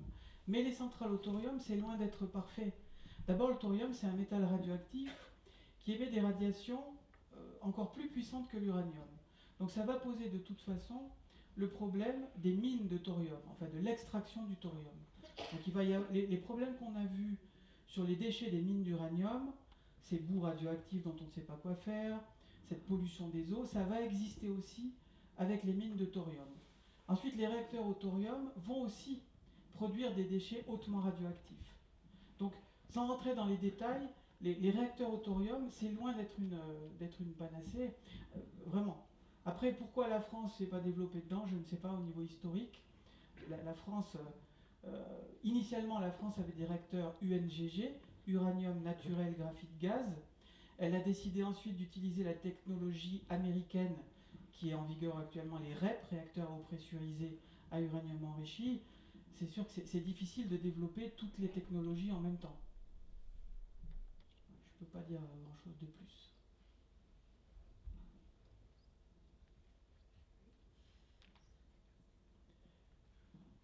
Je voulais juste amener un micro. Ouais, micro peut-être, ou alors je vais parler plus fort. Non. Voilà, je voulais juste aller dans le sens de M. Charéron pour vous dire ne croyez jamais ce que peuvent vous dire soit le gouvernement, soit l'EDF ou Areva. Les autres, après, je ne sais pas. Du fait de mon expérience professionnelle, et je vais m'expliquer pourquoi je dis ça. J'ai commencé au camp de la Crouzille pour faire ma fin d'études en 1982. Le camp de la Crouzille savez, c'est une sauvegarde temple? C'est la Cogeban. Effectivement, à l'époque, donc j'étais au laboratoire d'analyse et on utilisait les minerais d'uranium hyper concentrés au maximum pour après faire effectivement certaines mesures. Jamais, jamais on ne m'a parlé qu'il y avait un problème radiologique. Hormis une des laborantines qui travaillait avec moi, qui m'a dit, mais j'ai même eu à faire des analyses sur un poumon de mineur qui était mort. Passons. Donc là, c'était de la désinformation ou je ne sais pas quoi. Ensuite, du fait de ma carrière professionnelle, j'ai quitté le domaine du nucléaire et j'y suis retourné il y a une dizaine d'années dans une des sociétés, et je dis bien société, c'est pas l'établissement, parce qu'il y a deux établissements, qui a fabriqué la fameuse cuve pour l'UPR de Flamanville. Bon. Je sais exactement ce qui s'est passé. Alors, les problèmes n'ont pas eu dans la société. C'est elle qui a coulé, et derrière, il y a le forgeage, et en fait, c'est ceux qui ont forgé qui, effectivement, ont fait pas mal de trucs. Donc, là-dedans, et depuis, ben, je suis en retraite bientôt, dans un mois. Alors, voilà, je peux parler un peu plus librement. Et il y a des choses où je me demande si c'est de l'incompétence, j'ai entendu, ou du mensonge, ou les deux à la fois. Parce qu'il faut savoir quand même que ce sont des polytechniciens, ou des ingénieurs des mines, ou des ingénieurs de centrales, qui sont dans les bureaux d'études de Framatome, d'EDF. Alors Areva ou Framatome, parce que je me mélange, j'ai eu les deux moi. Enfin, parce qu'avant c'était Areva, enfin au début Framatome, une fois de mon temps, après Areva et c'est redevenu Framatome. Bon. Et j'ai assisté à des choses très bizarres, dont notamment, ce que M. Charéron a dit, sur les fissures, ou alors, oui, des fissures, sur les soudures. Enfin, ce n'est pas encore des fissures, mais c'était des soudures mal faites. Je peux vous dire que dans la société où j'étais, effectivement, on n'avait pas toujours conscience qu'effectivement, le niveau d'exigence du nucléaire était tel. Notamment, exclusion de rupture, ça on ne savait pas. Donc là, on peut se dire, il y a eu effectivement toute une cascade de non-transmission, etc. d'informations. Il y a un autre problème que vous n'avez pas abordé, ce sont les fissures par corrosion sous contrainte. Dans d'autres centrales qui fonctionnent actuellement, qui sont pratiquement dans les plus récentes, et dire, et j'ai assisté à un débat au niveau du Sénat, où des gens, des polytechniciens, découvraient ce phénomène de fissuration sous contrainte. Entre mes deux périodes nucléaires, j'ai travaillé dans un autre domaine, et ça n'avait rien avec le nucléaire, ça avait beaucoup moins d'impact si on avait un souci, où la fissuration sous contrainte, elle était largement connue. Donc pour que des gens, des polytechniciens, des centraliens, des mines, tout ça, se soient laissés avoir et avaient l'air de dire, c'est un phénomène nouveau. Alors est-ce que c'est un phénomène nouveau? Peut-être, mais pas inconnu. Et le phénomène nouveau vient du fait du vieillissement. Alors c'est pas dans le circuit aussi, je dirais, critique que celui des soudures pour l'EPR de Flamanville, mais c'est quand même l'injection du circuit de secours en cas de problème, qui n'a pas dû fonctionner longtemps, et pourtant ils sont arrivés à découvrir des fissures par des méthodes ultrasons qui sont très compliquées, et ça par contre là je sais de quoi je parle, à mettre en œuvre et à suivre. Pour qu'ils découvrent ça, je ne le crois pas. Donc ça veut dire que c'est soit de l'incompétence, soit du mensonge, soit les deux réunis. Je pense que c'est surtout les deux réunis. Et ça pose un sacré problème sur ce qu'on entend dire actuellement. Les centrales étaient faites pour 40 ans. Celles sur lesquelles, alors c'est les paliers les plus puissants, sur lesquels sont arrivés les problèmes, sont les plus récentes. Bon, les autres, et on veut les refaire passer à 60 ans, voire même plus, j'ai entendu. Donc quand on va vous dire on sait faire, c'est du scientisme. Alors ça, après, c'est le problème effectivement de la cuve, à mon avis, qu'ils ne sauront pas résoudre. C'est à la fois du scientisme et à la fois du fait accompli. Et ça je l'ai vu aussi dans certains trucs, on va suffisamment loin, on engage les coups, puis on a beau se rendre compte, ah bah merde, il y a des sacrés soucis, donc après on met des rustines. Voilà, c'est la fin de mon intervention, mais je peux parler un peu plus maintenant, et effectivement, mettre tout le monde en garde, ne croyez pas ce lobby nucléaire, parce que c'est un véritable lobby. Merci. Merci.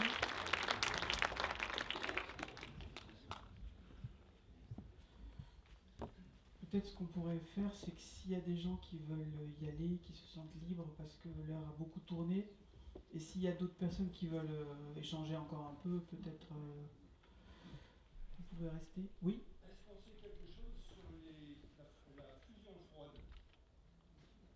Alors, est-ce qu'on sait quelque chose? Les retombées, ça pourrait être derrière et... Personnellement, je n'ai jamais étudié la question de la fusion froide, donc je ne peux rien te dire. Déjà, qu'est-ce que la fusion? Donc dans des centrales nucléaires qu'on utilise actuellement, vous l'avez compris, c'est la fission.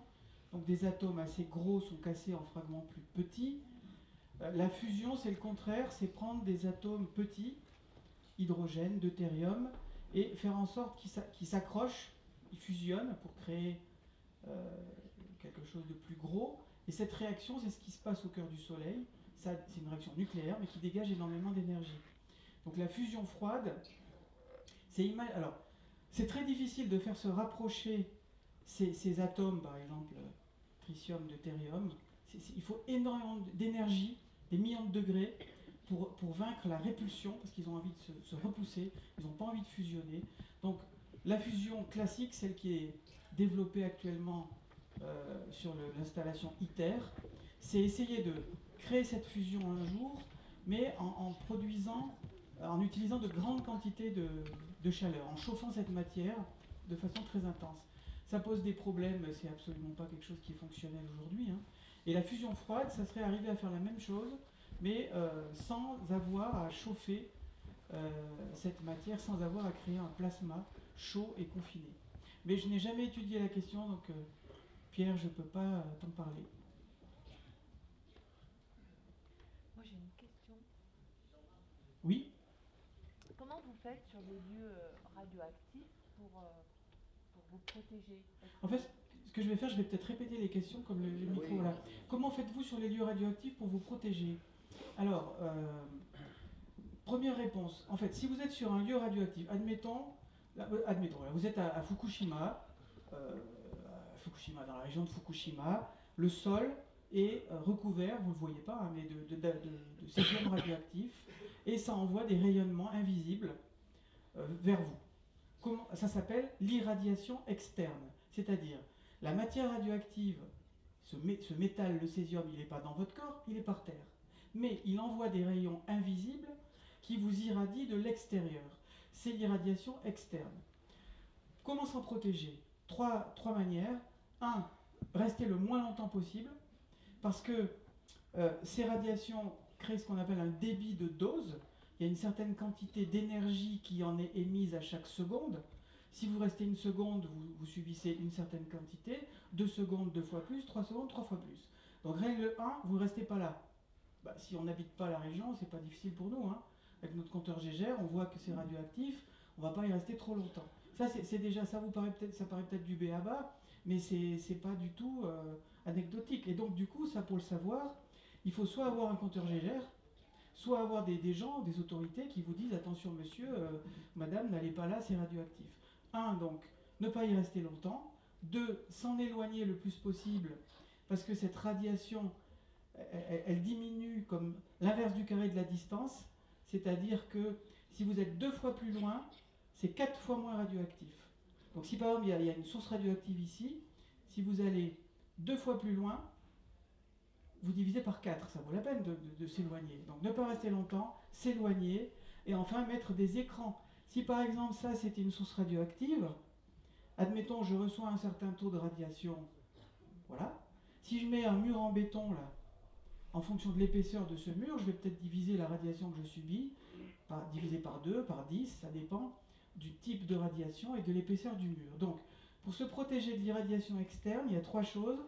s'éloigner, ne pas rester longtemps et mettre un écran entre la source de radiation et soi-même. Donc pour ce qui nous concerne, nous, quand on intervient, d'abord, évidemment, dans une présentation comme ça, vous avez l'impression que les gens de la CRIAD sont tout le temps dans des endroits radioactifs. Non, ça arrive, je sais pas moi, peut-être une fois par an, qu'on soit vraiment dans un endroit radioactif. Donc se protéger, c'est surtout ça. Évidemment, enregistrer la radiation qu'on subit par un dosimètre, ça ne protège pas un dosimètre. Ben, au moins, vous savez la dose que vous avez accumulée au fur et à mesure du temps.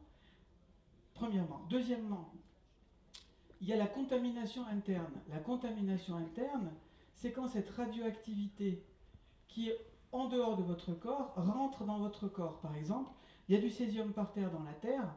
Si je fais de la poussière, ce métal, ces atomes radioactifs sont dans la poussière, c'est du métal. Hein. Cette poussière, je l'inhale. Ben là, comment me protéger? De ne pas faire de poussière si je sais que le sol est contaminé. Donc soit il faut le décontaminer. C'est pour ça qu'à Fukushima, vous avez vu des milliers de sacs de terre, de sacs noirs de terre. Ils ont pris la terre, ils l'ont mis dans des sacs. Et après, ils essaient d'évacuer ces sacs, de les mettre dans un centre de regroupement des sacs. Ils ne savent pas trop quoi en faire en vérité. Hein. Donc, autre façon de se protéger de ça, c'est mettre un masque. Vous êtes obligé de remettre en suspension de la poussière radioactive, ben au moins vous mettez un masque pour que ces atomes ne rentrent pas par vos voies respiratoires. Pardon. Et si c'est de l'eau, ben si par exemple dans cette eau, admettons, il y a des atomes radioactifs, ben déjà, si possible, ne pas boire l'eau, mais sinon peut-être la filtrer avec des filtres adaptés pour retenir certaines substances radioactives. Est-ce que ça vous répond à peu près? Et de l'iode, vous n'en prenez pas? Alors, la question de l'iode, vous n'en prenez pas. Alors, l'iode, je ne sais pas si vous en avez entendu parler, on dit à juste titre qu'en cas de catastrophe nucléaire, il faut prendre des pastilles d'iode stable. Pourquoi? Parce que dans les substances radioactives artificielles qui sont créées dans le cœur du réacteur, vous vous souvenez, il y a de l'iode radioactif qui va s'échapper en grande quantité puisqu'il est gazeux, bien souvent. Donc évidemment, il s'échappe plus facilement. Vous vous souvenez, l'iode, on le fixe sur la thyroïde. L'iode se fixe sur notre thyroïde.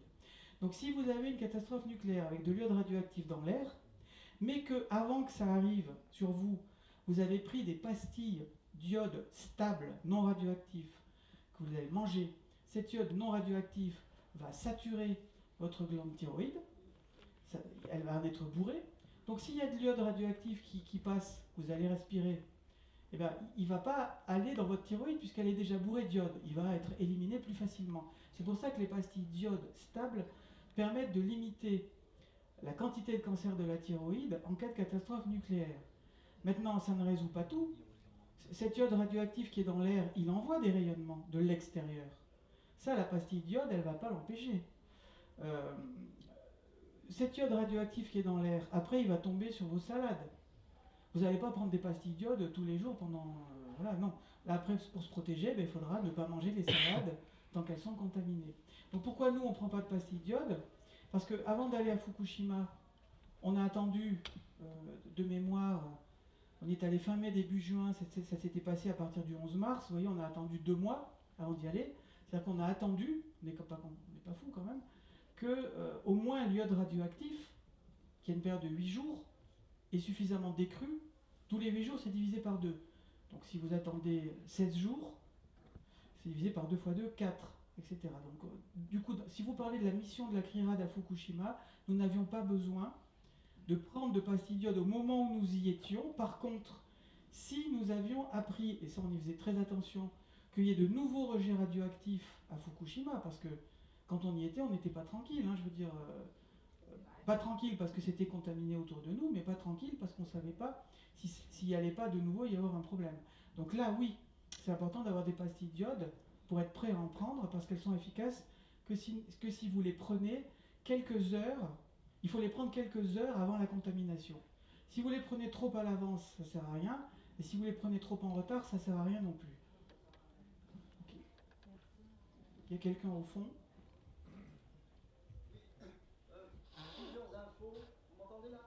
Oui. Alors, pour rester dans les mensonges et les fake news, la France elle dit toujours, et ça c'est très rare de voir, et j'ai une info récente, c'est de faire croire qu'en France on a l'électricité la moins chère des pays d'Europe. C'est faux, il y a 5 ou 6 pays où elle est moins chère. Et chose absolument incroyable, il y a 2-3 jours, dans un journal qui s'appelle Aujourd'hui en France, donc il faisait un commentaire par rapport, vous savez, les 15% d'augmentation d'électricité au 1er février. Il faisait un commentaire et ils ont reconnu, ils ont dit, mais en Espagne, au Portugal, l'électricité est moins chère grâce à l'éolien. Alors je dis, tiens, c'est quelque chose que d'habitude, c'est impossible dans les médias de dire ça, c'est complètement censuré. Ensuite, une autre info. Au niveau mondial, le nucléaire ne produit que l'électricité, et il y a plein de façons de faire l'électricité bien plus moins chère, plus rapidement et moins, avec tout ce que vous avez expliqué, voilà, moins dangereux que ça. Donc le nucléaire dans le monde c'était 17%, on est tombé maintenant à 10% de la production électrique. Donc il y a une diminution. Prenons un exemple assez caricatural, c'est assez dingue. Vous prenez l'État de la Californie, qui est la 4e puissance au monde. Ils ont, je crois que c'est plus qu'une centrale nucléaire vieillissante, mais peut-être qu'il y en a 2 après. Ils viennent de lancer un programme ils ont attribué aux entreprises, il n'y a que 7 entreprises au monde capables de faire ça. Ils vont installer 6 gigawatts, c'est-à-dire 6 fois la puissance d'un réacteur PWR, comme les nôtres, pas les EPR qui sont plus puissants, 6 gigawatts en éolien flottant dans le Pacifique, parce que c'est très profond dans le Pacifique. Tout ça, vous trouvez sur Internet, ça vient de sortir. Eh bien, sur les 6 gigawatts, il y a plusieurs entreprises qui ont été retenues, dont, et c'est hallucinant, une filiale qui s'appelle Ocean Wind, qui est une filiale d'Engie. Donc Engie va installer l'équivalent de 2 réacteurs nucléaires en éolien offshore. Je connais bien l'éolien offshore. Pour faire simple, la production d'électricité est considérable, il n'y a pratiquement pas d'intermittence. Une éolienne en mer, c'est 2 voire 3 fois plus de production d'électricité qu'une éolienne terrestre. Et en plus, on peut faire des éoliennes absolument gigantesques, puisqu'il n'y a pas d'obstacle.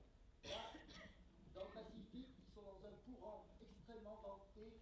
À 90 km des côtes, ils ramènent l'électricité sur les villes, Los Angeles, tout ça. Et pour terminer, Ocean Wind installe en fait dans le monde un gros projet aussi en Écosse. Ils sont autour de 15 gigawatts d'éolien offshore. Et en Méditerranée, on ne peut pas installer de l'éolien posé comme on le fait sur l'Atlantique, parce qu'en Méditerranée, comme dans le Pacifique, c'est tout de suite très profond, on pourrait installer une puissance considérable d'éoliennes flottantes. Et on ne met que des petits projets pilotes autour de 250 MW, donc c'est négligeable. Alors que, et ça a été déploré par la présidente de la région d'Occitanie, alors que toutes les villes de Perpignan, vous voyez, toutes les villes, Marseille, tout ça, toute la côte est là, donc l'électricité pourrait être alimentée, c'est très très facile. Et ce qui fait d'ailleurs, nous, c'est un atout par rapport à l'Allemagne qui est en train d'installer un programme extrêmement massif également d'éoliennes en mer du Nord, mais ils sont obligés de tout ramener avec des lignes à haute tension dans les villes du Sud, tandis que là, en Méditerranée, et pour terminer, le préfet de la région Auvergne-Rhône-Alpes qui vient de quitter ses fonctions, il a fait un petit topo dans la presse, mais il explique, il parle d'environnement, il dit que le Rhône risque de perdre 40% de son débit à cause du réchauffement climatique dans les années 50, d'ici 2050. Ça veut dire que de mettre 2 EPR, soit au Tricastin, soit à Puget, c'est complètement débile. Il faudrait mettre l'équivalent de 2 EPR en éolienne flottante. Et quand on voit le vent qu'il y a dans l'eau, tout ça, ça va dans le golfe du Lion. Et je pense que l'éolien flottant, enfin l'éolien en mer, et j'ai bien de le dire encore tout récemment dans la recherche, l'Europe va miser sur l'éolien flottant, parce que sans éolien flottant, elle ne pourra jamais obtenir ses objectifs bref, des gaz à effet de serre. Je pense que le prix va tellement diminuer, même si c'est l'éolien le plus cher. Le nucléaire, je pense qu'il va tuer le nucléaire, ça va être le prix. Et pour moi, les 2 gros handicaps économiques de la France, c'est son agriculture industrielle polluante et c'est le nucléaire. C'est ces 2 choses-là qui vont nous ruiner. Et je termine encore en disant que les 4 pays de la mer du Nord, Belgique, Hollande, Allemagne et Danemark, vont installer en éolien offshore l'équivalent de la consommation de 250 millions d'habitants. Eh bien, eux, ils pourront nous vendre de l'électricité pas chère, tandis que nous, avec nos EPR, on va être ruinés. Alors, je ne vais pas pouvoir restituer tout ce que vous avez dit, mais disons, ce que vous avez expliqué, c'est que il y a des pays en Europe en particulier qui ont une électricité beaucoup moins chère, en particulier le Portugal qui a recours de façon importante à l'éolien, que le nucléaire à l'échelle mondiale produisait 17% d'électricité et que c'est descendu actuellement à 10%, que par exemple aux États-Unis, la société Ocean Wind, filiale d'Engie, a installé ou installe 6 gigawatts de production éolienne offshore, enfin en mer, que 6 gigawatts, c'est quasiment 6 réacteurs nucléaires classiques EPR petit modèle, qu'en Écosse, il y a un projet de 15 gigawatts d'éolien offshore, qu'en Méditerranée, on devrait installer davantage d'éolien, et qu'en particulier, construire des EPR dans la vallée du Rhône, comme c'est évoqué, au Bugey ou au Tricastin, c'est d'autant plus, je ne sais pas quel mot vous allez employer, disons discutable, on va dire, discutable, que le débit du Rhône devrait baisser de 40% dans les années qui viennent du fait du réchauffement climatique. Moi, j'ai pas tout dit, mais c'est un résumé. Est-ce qu'il y a d'autres personnes qui voudraient dire quelque chose ou intervenir? Alors oui. Simplement pour vous, votre avis, si on passe les durées de vie de nos centrales à 60 ans, c'est quoi? C'est suicidaire? C'est réalisable? C'est tout ce que l'on se casse vite fait là, dans les 20 ans? Donc la question c'est si on passe les durées de vie des centrales à 60 ans et suicidaires, donc les centrales en France elles ont été conçues pour tenir 40 ans. En réalité ce facteur de 40 ans il est lié principalement à la capacité du métal de la cuve du réacteur nucléaire à tenir par rapport aux radiations extrêmement puissantes, ces neutrons qui sont émis en permanence par la fission. Donc ces neutrons sont émis en permanence. Si la centrale fonctionne, si elle produit de l'électricité, il y a des neutrons qui se dégagent à l'intérieur du combustible nucléaire et qui frappent les parois de la cuve. Et ça la fragilise. C'est pour ça que la cuve, qui ne peut pas être changée a priori, elle n'est pas éternelle. Donc prolonger les réacteurs longtemps, ça pose évidemment des tas de questions technologiques sur des tas de choses dans la centrale, vraiment beaucoup de choses. Le béton, le radier, des joints, des tas de choses. Mais pour rester sur la cuve, tout l'enjeu qu'il y a, mais sans aller jusqu'à 60 ans aujourd'hui, c'est déjà passé de 40 ans à 50 ans. La question qui se pose, et ça se pose par exemple au Tricastin, c'est est-ce que, disons, la compréhension qu'a EDF du niveau de fragilité déjà actuel des cuves, de certaines cuves au Tricastin, dont une en particulier a vraiment beaucoup de défauts, est-ce que la façon dont EDF surveille ces défauts, est capable de surveiller ces défauts et de garantir la sûreté malgré ces défauts, est-ce que c'est raisonnable?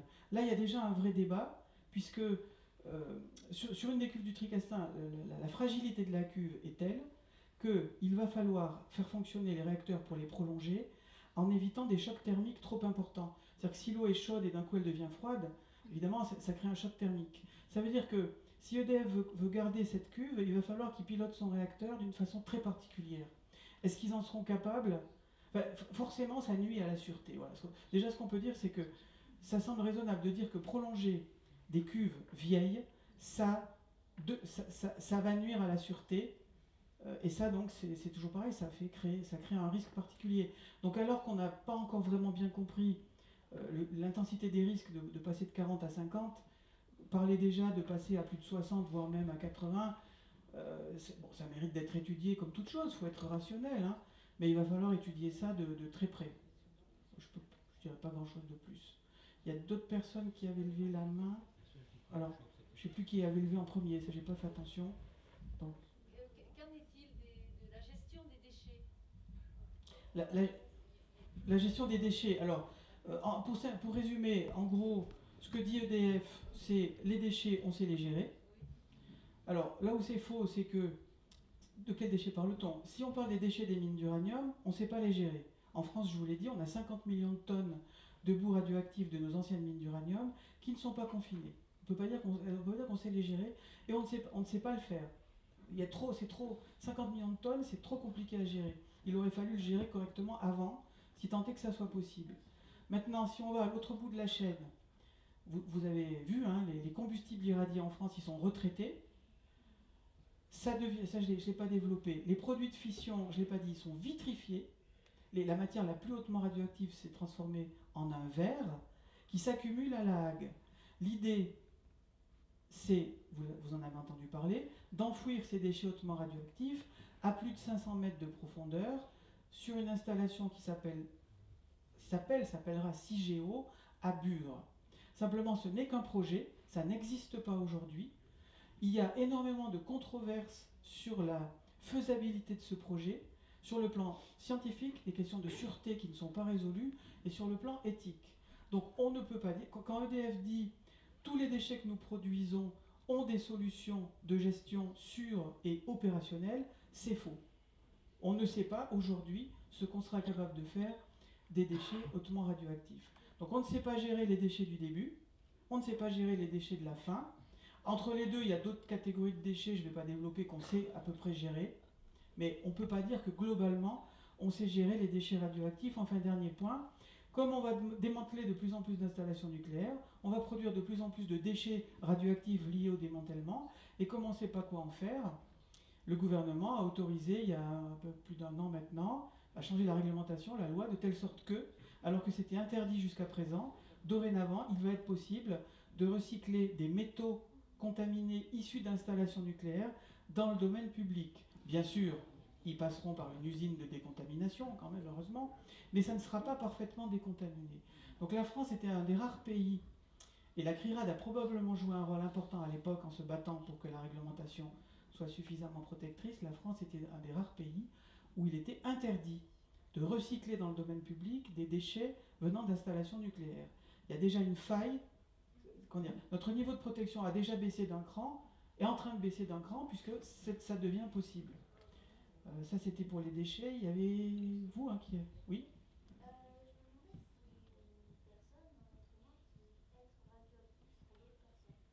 Est-ce...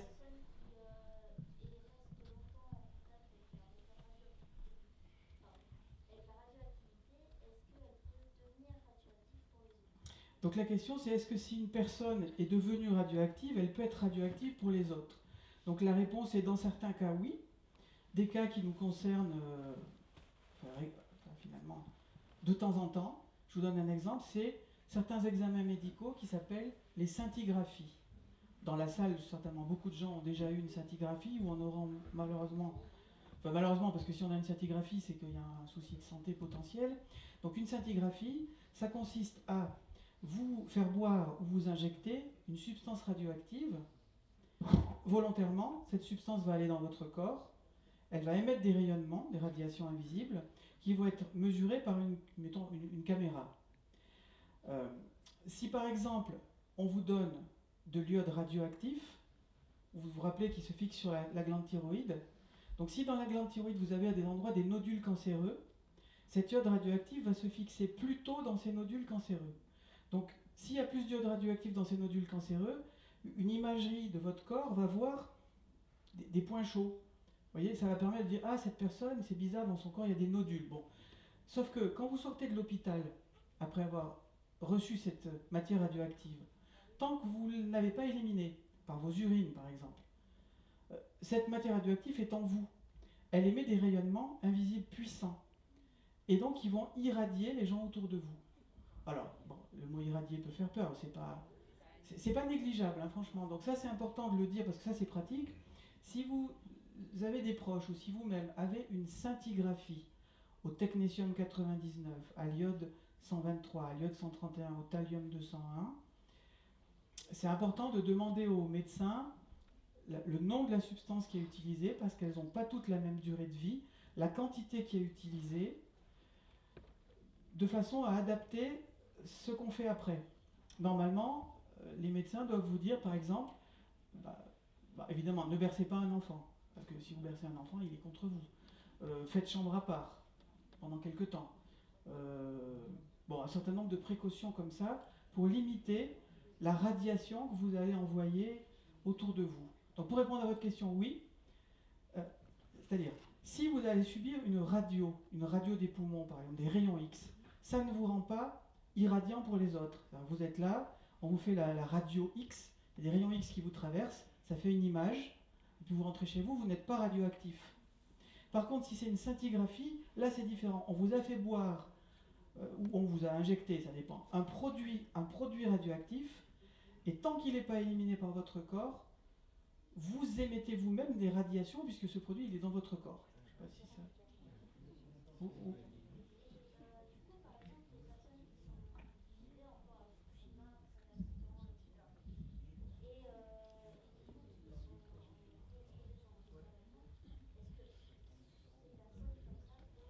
Donc là, vous précisez votre question dans le cas des personnes qui vivent à Fukushima, ou on pourrait dire aussi à Tchernobyl.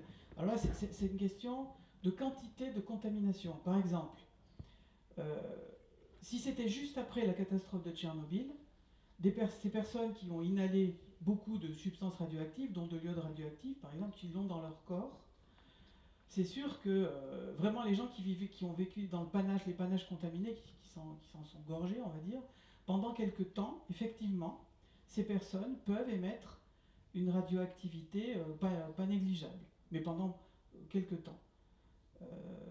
Bon, si votre question elle est vraiment pratique aujourd'hui, par exemple si vous allez au Japon voir des gens qui vivent à Fukushima, est-ce qu'ils présentent pour vous qui allez les voir un risque de vous irradier, là je répondrai vraiment non. Ok. Est-ce qu'il y a une... Après, je pense qu'on va clore. Hein. Donc, Je reviens sur les UPR. Oui. Les EPR. L'EPR de Flamanville, dont on a vu ce que c'était. On appelle ça l'EPR1 maintenant. Et donc les prochains EPR qui sont en projet ou qui vont l'être, on appelle ça les EPR2, si j'ai bien compris. La différence, puisqu'a priori, quelle cohorte de ce qui... Oui. Donc, les EPR qui sont en fonctionnement à Taishan, 1 et 2, l'EPR qui est en construction à Flamanville par exemple, l'EPR qui est en train d'essayer de démarrer difficilement à Okiluto, ce sont des EPR 1. Le gouvernement a annoncé, M. Macron a annoncé l'année dernière, qu'il souhaitait qu'on construise en France 6 EPR 2, voire 14, voire plus. Quelle est la différence? Donc c'est vraiment la même technologie, a priori c'est à peu près la même cuve, simplement dans l'EPR 2, ils vont essayer de faire en sorte que ça coûte moins cher. Par exemple, l'enceinte de confinement, au lieu d'avoir une double enveloppe, ce sera une enceinte de confinement simplifiée. Voilà juste un exemple. Donc, alors, deux réponses. Première réponse, le design complet de l'EPR2 n'est pas établi. Il est toujours en réflexion. Donc on ne peut pas dire exactement l'EPR2, ça sera comme ci ou ça sera comme ça. Mais pour simplifier, en gros, l'idée c'est de faire quelque chose de plus facile à construire et moins cher.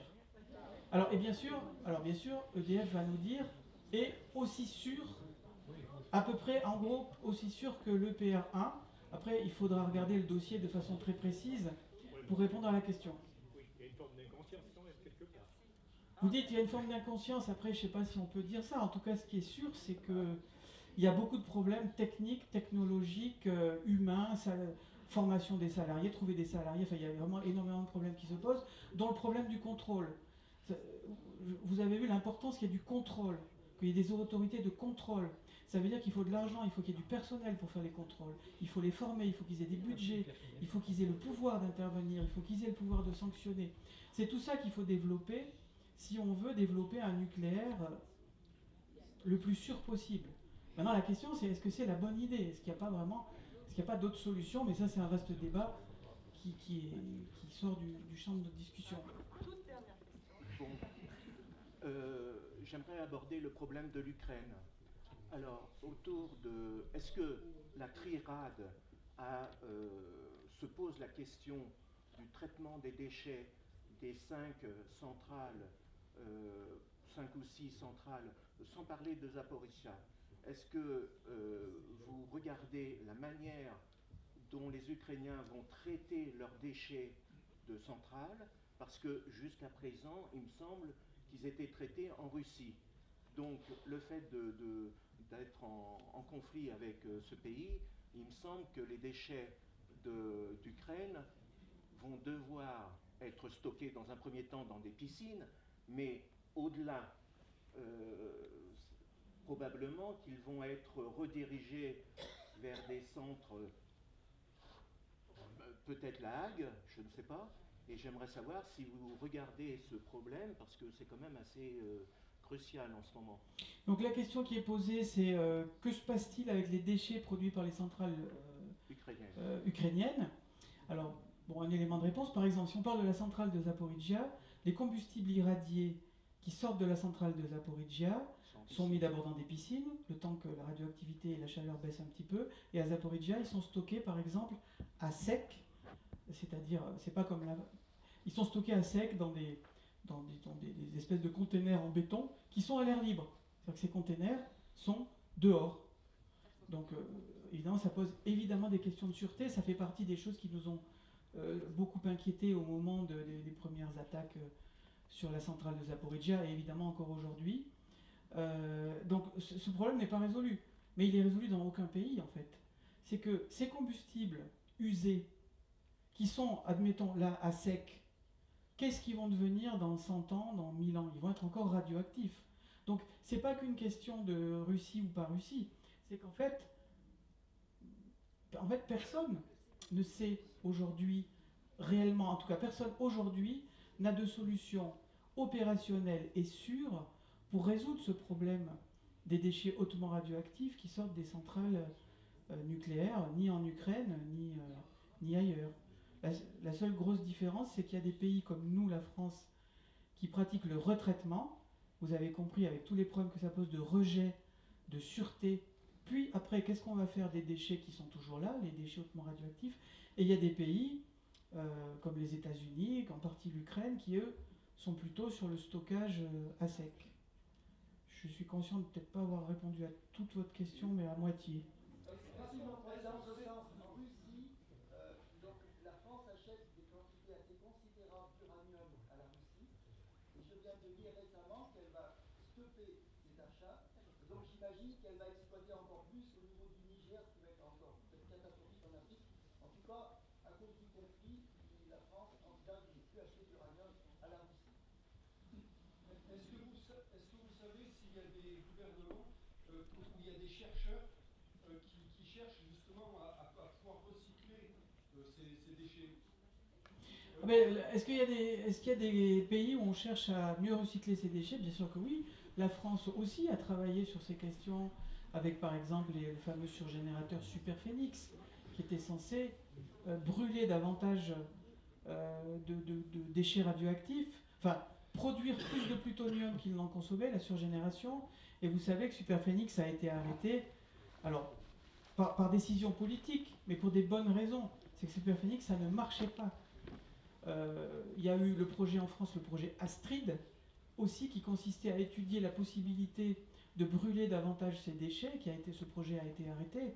Donc, est-ce qu'il y a des pays qui font des recherches? Oui, mais il ne faut pas... Je pense que... Enfin, évidemment, je n'ai pas la science infuse, hein, mais évidemment. Mais ça sera toujours quelque chose d'extrêmement difficile de recycler ces déchets. C'est-à-dire que dans tous les cas, ces déchets sont hautement radioactifs.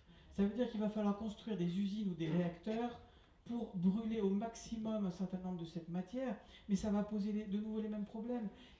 Transport de matière radioactive, irradiation des salariés de ces installations, rejet radioactif dans l'environnement, production d'autres déchets. Parce que même si on brûle, c'est pas le mot, hein, même si on détruit certains atomes radioactifs, il y en aura d'autres autour. Donc ça ne résout pas vraiment le problème de façon globale. Sait-on à peu près combien de tonnes on en passe par an d'uranium? Parce que j'avais entendu dire 1200 tonnes à peu près Bon, au revoir. Bon, c'est la dernière intervention. Il sort de nos centrales nucléaires à peu près 1200 tonnes de combustible uranium par an qui vont à La Hague. Et donc, merci d'être venu déjà, merci d'être resté aussi longtemps. Je suis conscient qu'on a été un peu long. Bon après-midi. Merci à tous.